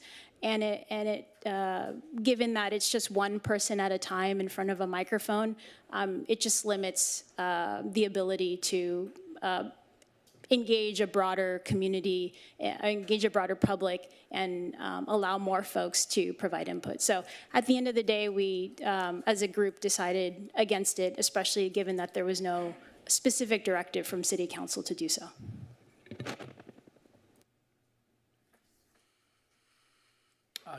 Councilmember Reynolds? Yeah, thank you. I'll just share some thoughts on that question too. I'm not opposed to a town hall, but I do think that the type of information flow is a little bit different here. I did miss the town hall on homelessness, but I heard a lot about it, and that felt like something that was a lot more us sharing information with the public, where I think what we're trying to do now, what really want to do now is hear a lot of different perspectives from people. So I agree with the sort of different format piece. Certainly not opposed to that, in addition to, if anything, in addition to what we're doing. My question on the outreach, I've been really looking forward to the part of the process where we see visuals of what ideas are coming, because it's one thing to talk about codes and stuff. It's another thing it's even better to stand in a space and talk about what we might see, and it's even better to actually see a visual of what those ideas might look like on Placentia or on Superior or on 19th or Harbor or whatever. So I see you nodding, and I want to know, when do we get to see the different ideas that you heard from the community, the kind of themes actually printed as a visual for people to react to in real spaces in Costa Mesa, not what this might look like in another city? Yeah, I think I understand your question. I'll start and maybe have Taylor and or Michelle jump in. So 2 ways. The first is in this round 1 piece where we were actually out and about in the community, and I think you were on our walking tour, which is awesome. That was one way for us to help the conversation with folks to envision what is possible because it's already been built. And we found that was really effective. So on the West Side walking tour, for example, the fact that we were walking down the street, we stopped at a site that is a housing element site. We discussed what is possible. We went down on 19th Placentia, and we stopped at another site that was recently developed. So that was, I think, a good first exercise with the community to help visualize what is possible because it's already there. Mm-hmm. In round 2, now we're going to take all of the input that we received and now formulate some ideas, something tangible for the community to react to. So our ultimate deliverable is but at the end of the day, amendments to the zoning code, which we recognize can be really technical for folks. So we're not planning on sharing a full-blown draft of the zoning code's amendments in round 2. Instead, we're going to reformat that information into something that folks can really grasp and understand. So we're still mulling this over with staff as to the right approach of how to share this work in round 2. But one idea is that instead of, again, showing a technical draft, is we're going to organize the topics that we are addressing in the code into, I like to use the word buckets, into groups. So discussion or some visuals and some language around building design, site design, open space design, parking, and we'll have sort of the goal that we're trying to achieve via the regulations. We'll have visual examples, and we'll have clear text as to what those regulations may be and what they'll be addressing. So we don't want to we don't want to overwhelm folks with a lot of technical information in round two. So we're going to try to keep it fun, keep it light, and keep it something easily digestible. But that'll be the opportunity for council, for staff, and for the community to see how their input in this first round is going to manifest into something that'll be written into the code. Okay, so will we see sort of the visual form of potential technical updates? Because that's what I think is really important, right? You talk about I'm looking for we just went through a land use element with a lot of numbers and a lot of different metrics, and like very few people look at that and can see something. This whole team can, right? And so I want members of the community, and I think it will be so impactful in continuing to get feedback, whether, oh, no, like, I don't want that on Harbor, or, oh, that's what you're talking about. I'm really, really excited to see sort of like a rendering of what some of these code updates might look like on, like, how this can transform Harbor in a really positive way. Does that make sense? Maybe rendering was the term that I think got your attention. Okay. I now understand your question. Language is challenging. Okay. Yes, we're going to use as many tools as possible to be able to tell the story of what it is that we're doing via the zoning code. So renderings, you use the word renderings. I would probably use the word diagram. So we're not actually going to be designing projects like on an actual site and putting them forward to the community, because that's not what this is about. What we're doing is drafting the regulations that will one day shape future development. So renderings, not quite, but maybe diagrams. So something diagrammatic, a 3D diagram, let's call it, where folks can see how this regulation manifests into built space or built building. So yes, folks will have that opportunity in round two to see what text in the zoning code will manifest into something built. Okay.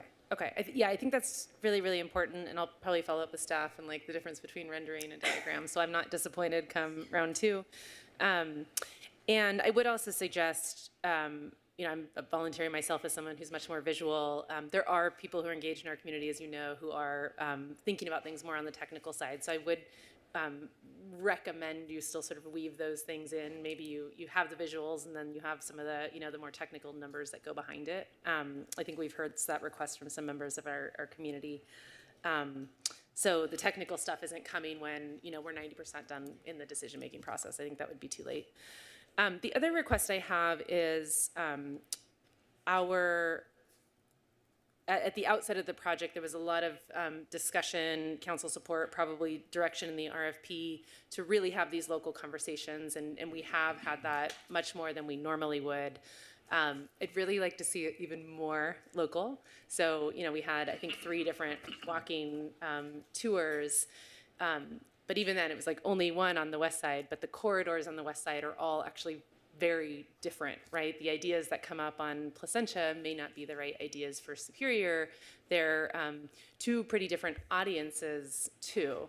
And so I would ask staff to look into ways to do maybe you translate the themes, if there were pretty resonant themes across the different discussions, translate those themes into diagrams for the different corridors on the Measure K map, so that someone who spends more of their time on Superior, for example, is going to engage more because they're looking at a diagram specific to that area. I think many of those people there who've been looking forward to this process are not fully engaged because they're like, Placentia's not that interesting. Does that make sense? So I'd like to see, as we go into round 2, bringing those ideas even more local and closer to our residents, so that they will naturally engage more and share their ideas. And I do genuinely believe it will result in even more support and excitement about the work that we're doing. Yeah, if I can respond to that. Absolutely, that is our plan moving forward into round 2. We haven't solidified that strategy yet because we're still figuring out dates and locations, But similar to round one, when we go out to the individual areas, we want to tailor that conversation to that area. So it won't just be a free-for-all about everything across all Measure K sites. We want to really tailor it to that area because we recognize that the west side is very different from North Costa Mesa, for example. So, I mean, even in the west side, it's very different. And that's my point, within is that even each the other. different areas of the west side or the different areas of the, obviously that's the area I know the best, are different in and among themselves. So I think grouping them does us a disservice in terms of both engagement and the visioning process. Absolutely, note taken. So we'll make sure to work very closely with staff to make sure that we're tailoring it even more. Okay, great. And then last question, I don't know if this is for the DUDEC team or for staff, but generally, you know, we've got these different layers of there's our housing element sites, there's housing in general, and those are the two things we really have to prioritize in terms of our housing element process and deadlines. But the broader sort of vision and goals behind Measure K was corridor improvement, which is, you know, housing plus, right? Housing and the retail that supports those businesses and, you know, the existing commercial industrial that we have that create important jobs, going back to our previous discussion. And you even mentioned in the theme somewhere that came up, right? Citing creating public spaces and gathering spaces and development that is not housing is really important to create a livable, walkable city. So can someone, I'm hoping for comfort that we are going to have discussions about whole corridors and not just housing, and that we're going to end up with a plan that is encouraging that mixed use development that you've heard from the council. Or are we going to end up just with rules related to housing? Yeah, I'll go ahead and jump in there. So, and then Kathy, if you want, go ahead and follow up. Yes, you're correct. So there's these two buckets, the housing element opportunity sites where we're going to have development standards for those, and then the Measure K sites that are not housing element opportunity sites. And throughout both, we are going to try to incentivize mixed use development to our best ability. Obviously, the housing element sites have certain requirements that they have to meet for housing. There is more flexibility on the non-housing element Measure K sites, so we can have those conversations too about the best way to try to maybe incentivize mixed-use development, improvements along the corridor, objective design standards that would help support both commercial and residential uses, you know, open space areas, all that kind of thing, and see if there's maybe differentiations that need to be made.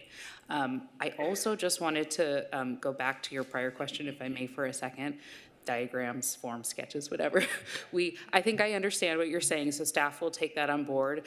We definitely anticipate having massings, built form, and being able to show folks like, you know, here's the HCD guidance for the height required for this density. That's what this looks like in stories. That's what it could look like in massing. There's different ways that it could be configured, and actually show that through visualization so that the public can go, okay, now I have a better sense of what 60 dwelling units to the acre actually looks like, because that's very technical and very difficult for, you know, a member of the public to understand. Okay. Does that help? Is that what you were trying to get at? Yeah, we'll take some of this offline, but I just have to say, I hope it's not just like gray mass blocks, right? I hope it's, you know, here's what a mixed-use development could look like with your local coffee shop on the bottom and a couple layers of apartments on top, right? Something beautiful, and not just like if we did a Lego block massing on the city, because I think those are two very different stories that we're telling. Yes, we can include illustratives and sketches so that we can actually show that, and that's typically more helpful for objective design standards too. But okay, Kathy, if you want to jump in, feel free. Yeah, I'll just add, so agreed with everything Anna said. I'll just add one more thing around your question about corridors or just, you know, more than housing.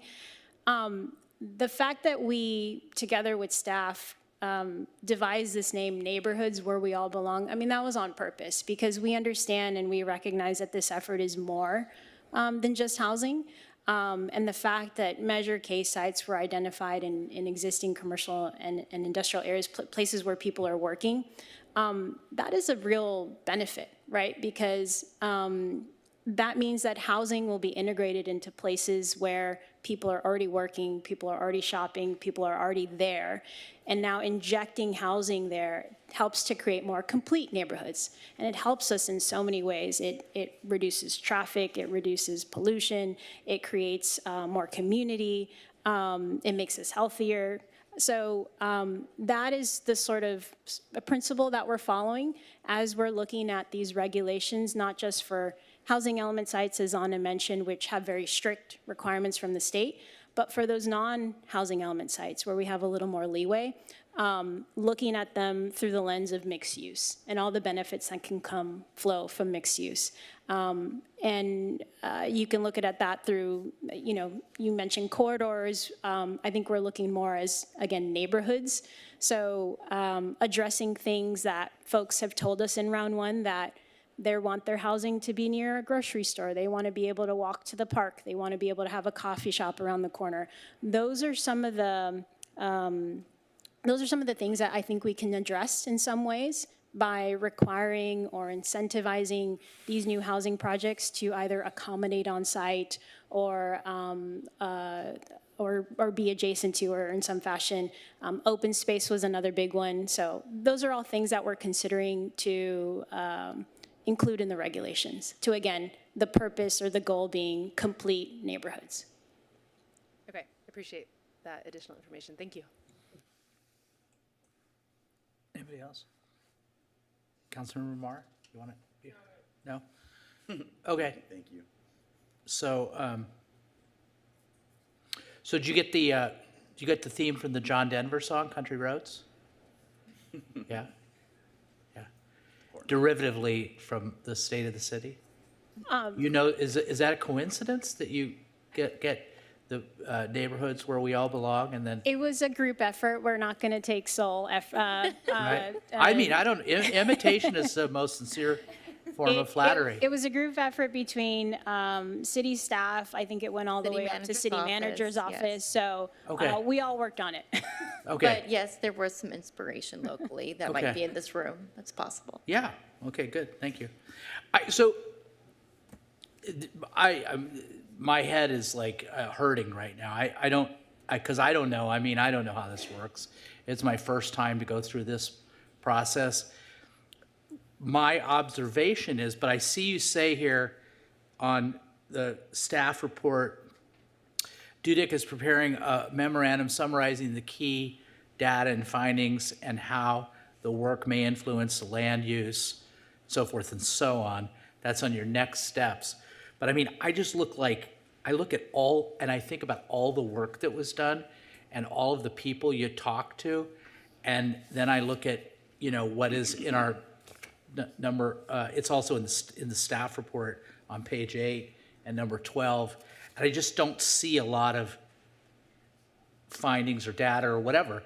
And maybe it's I need to wait for the memo, but it's like I really want to know what these people said. I mean, I sincerely want to know.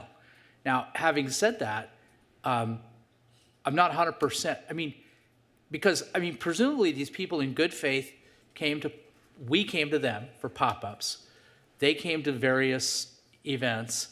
I'm not 100% sure. Well, I mean, respectfully, I'm more on the Jeff Pettis team on the ideas. Let's have a town hall. Why not? I mean, I don't agree that it's a political thing. We just did one on homelessness, which definitely wasn't a political thing. It's just another mode of getting people to come out and talk. And some people prefer to do that, and that's fine. They want to take, we hear it here. They want to take their minutes. That's a way to engage with people. And then there's also the way to engage with people with pop-ups, and there's a way to engage with people, as you know, at various things. I'm just not seeing the product, and maybe I need to wait for it. But I am very interested in it. So, I mean, to the level of, just for my purposes, it's like, what did they say? What were they asked? What did they say?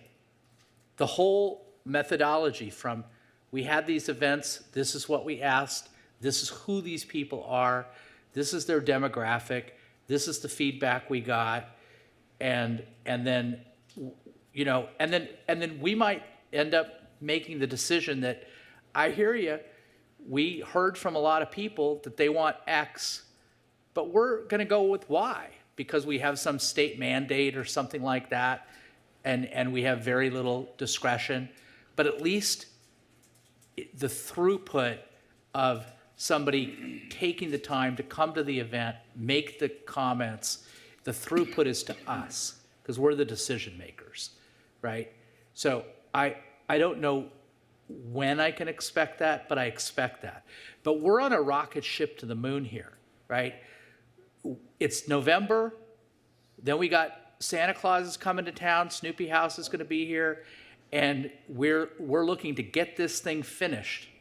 And you know, I'm not sure this is set in stone, but in my mind, by St. Patrick's Day, the whole thing, adopt the zoning ordinance. That's the rocket ship to the moon. So I don't know how many phases we have time for this, but we don't have time, right? We're in heavy discussions. I mean, this is all public. We've talked about it publicly. I've talked about it publicly. Heavy discussions with HCD about accelerating this process.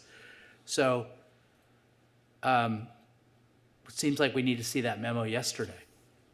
And so I don't mean to put any undue pressure on anybody, but I want to make sure that that everybody knows that the discussions that we had and the schedule that was presented to the council back last year is no longer the schedule. And so I don't know what, maybe there's certain things we need to we need to throw off the side of the ship or whatever we need to do to streamline this. And you don't need to answer it. But that is just something that I think, don't answer it now, at some point answer it. But, you know, that's something to definitely consider.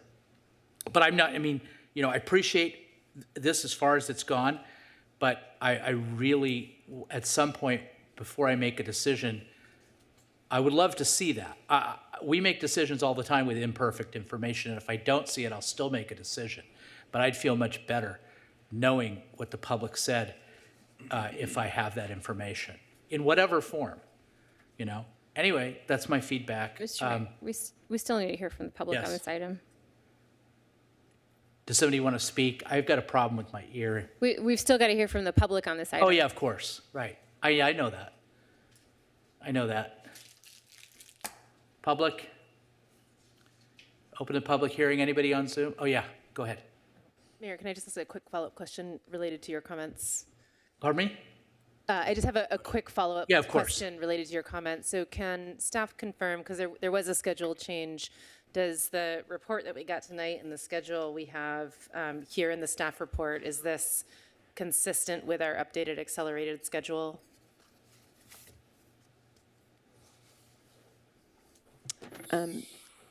So there are a couple of things going on here. So this is consistent with the neighborhoods where we all belong schedule that we originally proposed.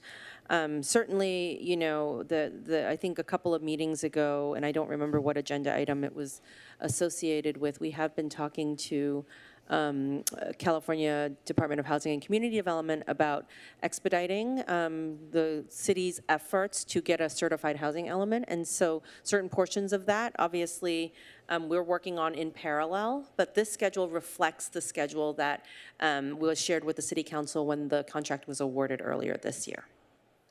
Thank you. So the schedule that we see here, round 2 in winter 2026, well, 2025, 2026, round 3 finishing in fall 2026, that's not impacted by the acceleration we need to do. They're complementary. Yeah, they're almost, yeah, they're one process, but there are certain parts that obviously if we can expedite, we're trying to. And so, yeah, they don't conflict with each other, in other words. Good, thank you. I'm sorry. I thank you for asking that question, but I don't understand the answer. So, in other words, we're going to have to get our zoning done to comply and get a housing element. And so, are you saying that we're going to continue to do outreach after our zoning? No, Mr. Mayor, we're still working on that timeline with HCD. So We don't have a specific deadline. We're going to work with them on expediting the entire process, including this one. Okay, We'll be- so the we'll be sequence meeting- is, but just so I understand the sequence is, y'all do your work, report it to us, and that's all something that happens before we finish our zoning and do our housing, To the, whenever that is. yeah, we're, Memorial Day, St. Patrick's Day, Labor Day, whatever it is, right? That's the sequence, right? Spring. Got it. Open it up. Oh, did you have something to say? Open it up to the public.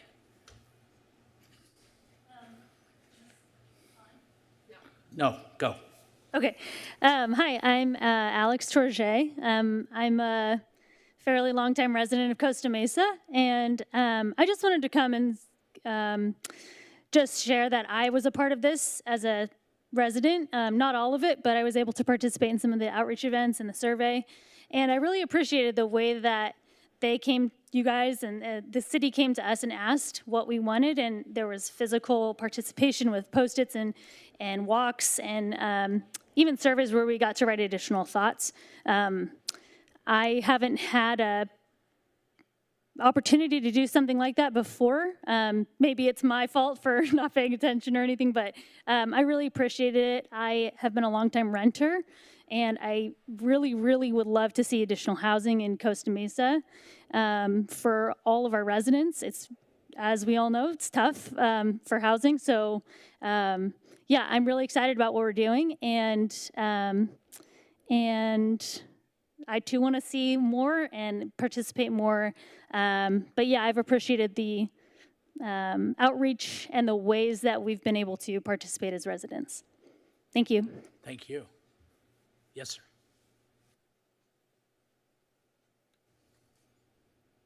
Go. Good evening, ladies and gentlemen. My name is Sebastian Ayala, and I'm a resident of Westside Costa Mesa. Please pardon me for the upcoming curveball. I am allowed to ask questions that aren't related to this, right? Is that okay? You could ask questions. You could say whatever you want to say. You got 3 minutes. Okay. Thank you, sir. So I grew up in Westside Costa Mesa, but I went to high school in Newport Beach. I just graduated this last June from Newport Harbor High School. And just out of curiosity, what kind of cooperation is there between the Newport Beach PD and the Costa Mesa PD when it comes to our gang issue? I am aware that the street gangs that we have in Costa Mesa are predominantly non-traditional and much younger. And of those that are younger, many of them go to Newport Harbor. Just seeing certain things going on at that school, I was curious, not to question anybody's authority, but what is being done between the two departments to combat that issue?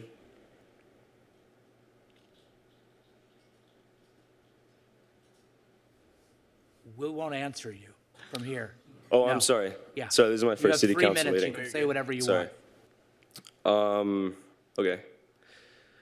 Yeah, I witnessed a lot of, I guess, issues that weren't carried out the same way that they would have been carried out in Costa Mesa. And I believe we should have some kind of report that can be made in between the school. I'm aware that it's outside of the jurisdiction of Newport Beach, but I was just hoping that there is some way that the issue can be combated, because it is something that happens every day.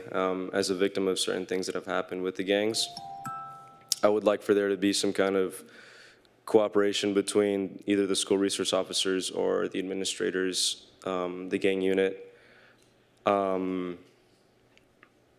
Yeah, I guess that's all I was going to say. Thank you very much, and good evening. Thank you very much. Thanks. Anybody on Zoom? Yes, Mr. Mayor, phone number ending in 613, please. 613, you have the floor.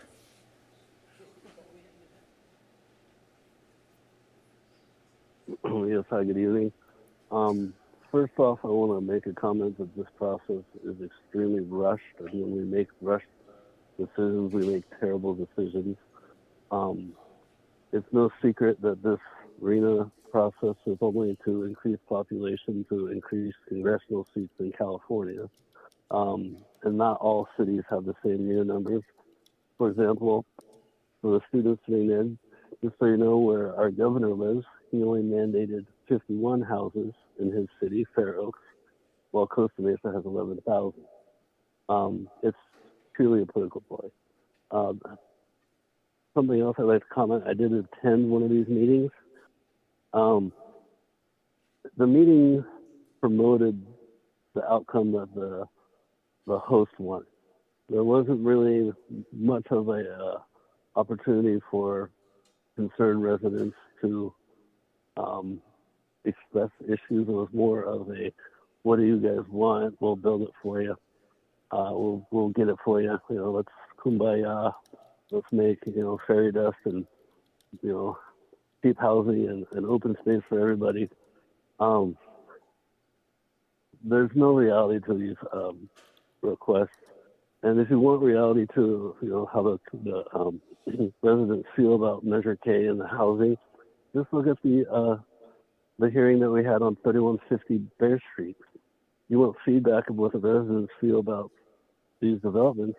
Not one resident who lived next to 3150 was excited. They were very upset that high density was going in next to their neighborhood. They were concerned about the parking. They were concerned about the height of the building. And I don't hear any of the staff addressing this. You know, you had feedback in person. People came and they tried to fight for their property because people's houses are their biggest investment. And it's also very upsetting that the city and the city staff, you're actively trying to lower our property values to make the cost of housing lower. So you're actually acting in the residents, against the residents' interests. I understand that housing is expensive. We live in the best location in the country, arguably the world. It's going to be expensive. But what you rent a 2-bedroom apartment for in Costa Mesa, you can own a house on an 8,000 square foot lot in another state. And so for those of you who are pushing for people to rent and stay in these little apartments, you're doing these people a disservice. You know, you should be encouraging them to move to a place where they can afford a house, get equity, pay themselves.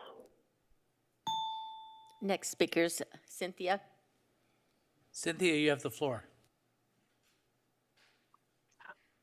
Okay, I'm going to give you my report. I attended nearly all of these outreach events. Most felt perfunctory, like they were just box checking rather than genuine engagement. None qualified as true visioning exercises because critical questions about housing density, housing types, and location were never posed to the public. The focus group I attended was particularly disappointing. Only one member of our organization was allowed to attend. It started late, it ran short, and much of the time was consumed by the moderator and staff talking rather than facilitating discussion. Participants were told to keep it short, which stifled meaningful exchange. We're also admonished not to attack one another, a statement that was unnecessary and frankly insulting. Ironically, a late arriving participant missed those instructions and was allowed extra time to speak, leaving others with little opportunity to share ideas. The questions themselves were vague. The moderator failed to keep the conversation focused on housing, allowing it to drift off topic. As a result, I never got the chance to share my vision for future housing. Even the developer's representative barely spoke. The moderator and staff should have done more to ensure focus and equal participation, and there was no follow-up by the city. The online survey didn't allow for written responses longer than 50 characters. In terms of a town hall, in 2014, I organized a town hall about the general plan update. John, you were the MC. You remember that. We had an overflow crowd. We had to open up the room. We had so many questions. It went on and on. It went overtime. People aren't afraid to participate. I think this consultant doesn't know how to organize a town hall. Why didn't the consultant or staff ask better, more substantive questions? Questions that could have sparked a real visioning exercise and generated useful input from citizens. Instead, we're given simplistic sticker exercises and asked what kind of housing we've lived in. That's irrelevant. If I'd lived in a tent, would that influence future housing policy? Of course not. A far better approach would have been to form an advisory committee, but that didn't happen, likely because of the lack of trust in the public and, frankly, a lack of genuine interest in our input. This process reflects yet another failure to engage the community meaningfully and to operate with transparency. You know, I didn't think that the city could do worse outreach than it did during the 2016 general plan update, but you've managed to exceed the Righeimer regime with your hostility towards the citizenry. You know, tonight I listened to the mayor welcome a veteran who didn't feel welcomed home from Vietnam. The irony of that welcome isn't lost on me.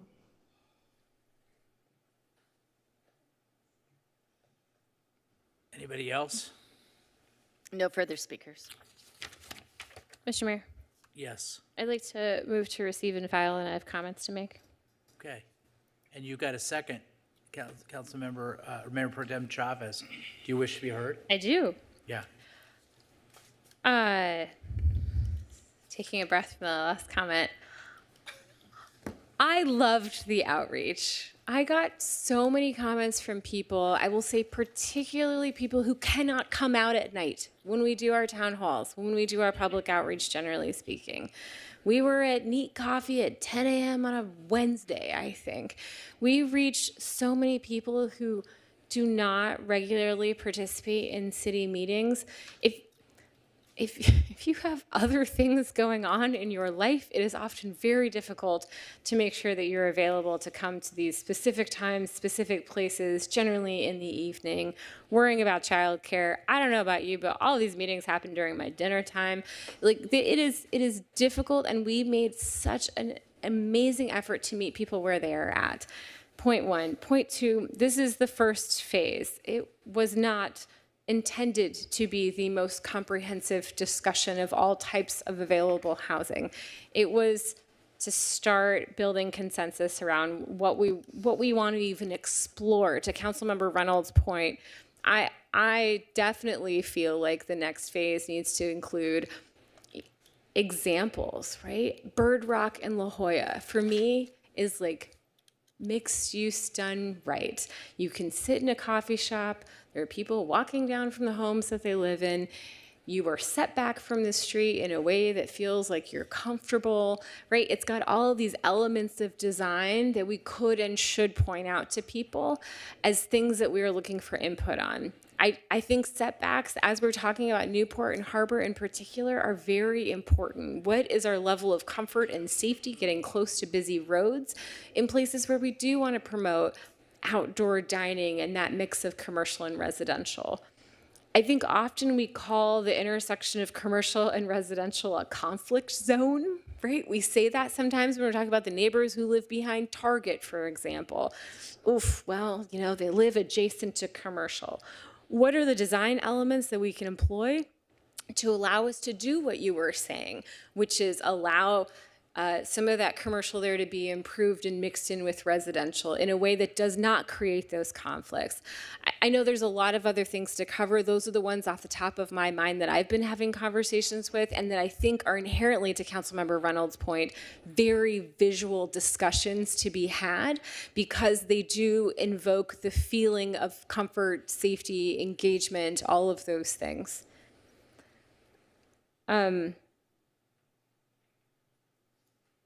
You know, there was a discussion up here about timeline. I think some of that is frankly much more appropriate to be held in closed session given some of our current discussions with HCD. And so City Attorney, I'd ask if we try to agendize that for a coming council meeting so we can all be clear on what that means in terms of timeline. But yeah, I'll just, in general, I'm very happy with this effort. It was never intended to be the all-inclusive, all of the things in one. We are phasing it. We are making this a topic of conversation in the city. And from what I've heard, it's been very well received. Thank you. Thank you. Second? Thank you, Mr. Mayor. So often in my council tenure, I think Senator Mars followed me and said ditto, and now it's my turn to say ditto. I agree with everything she said, and I'll follow up a little bit on just a point I really want to emphasize. A lot of my district doesn't attend the meetings that were historically held because they were either working, got home from picking up the kids, or making dinner. And this outreach, while different and maybe wasn't ideal for some, did give us new perspectives.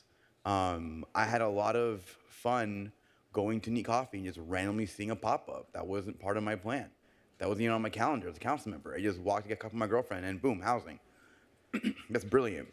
I had a lot of joy taking students from my community on the potential walk and getting their input as young people because they were able to see the promotion of it on Instagram the day prior. That's what we want to do for these housing discussions. Not have the same people with the same opinions come to all the meetings. So in that regard, I think we're successful. I'm open to any conversation about how to improve always, but I want to say ditto because one of Mars' points. That was the point of what we're doing, and I thought we got some good insights. And finally, to the mayor's point on efficiency and being productive, like yes, it's very clear that we dropped the ball on housing, and I'm saying this as someone that's pro-housing and wants housing for our community because I know that our kids want to live in our community and need somewhere to live after they age out of living with their parents. So as much as we can move efficiently while having those key inputs is so important for us. But we are behind the 8 ball when it comes to the state, and we have to be productive and get our job done. But yeah, those are my comments. Thank you. I remember that event in 2014. It was a lot of fun, but it wasn't done by the city. I was just a resident, and yeah, I was the MC. I can't even remember why we were doing it, but it was a lot of fun, and it was a town hall. All right, call for the question.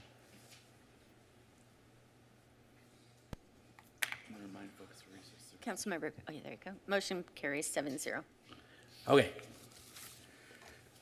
So we're going to adjourn the meeting now, and we're going to adjourn to closed session, by the way, at conference room 5A. But we're adjourning in honor and memory of Christopher Aldana and Gabriel Garcias Aviles. May they rest in peace.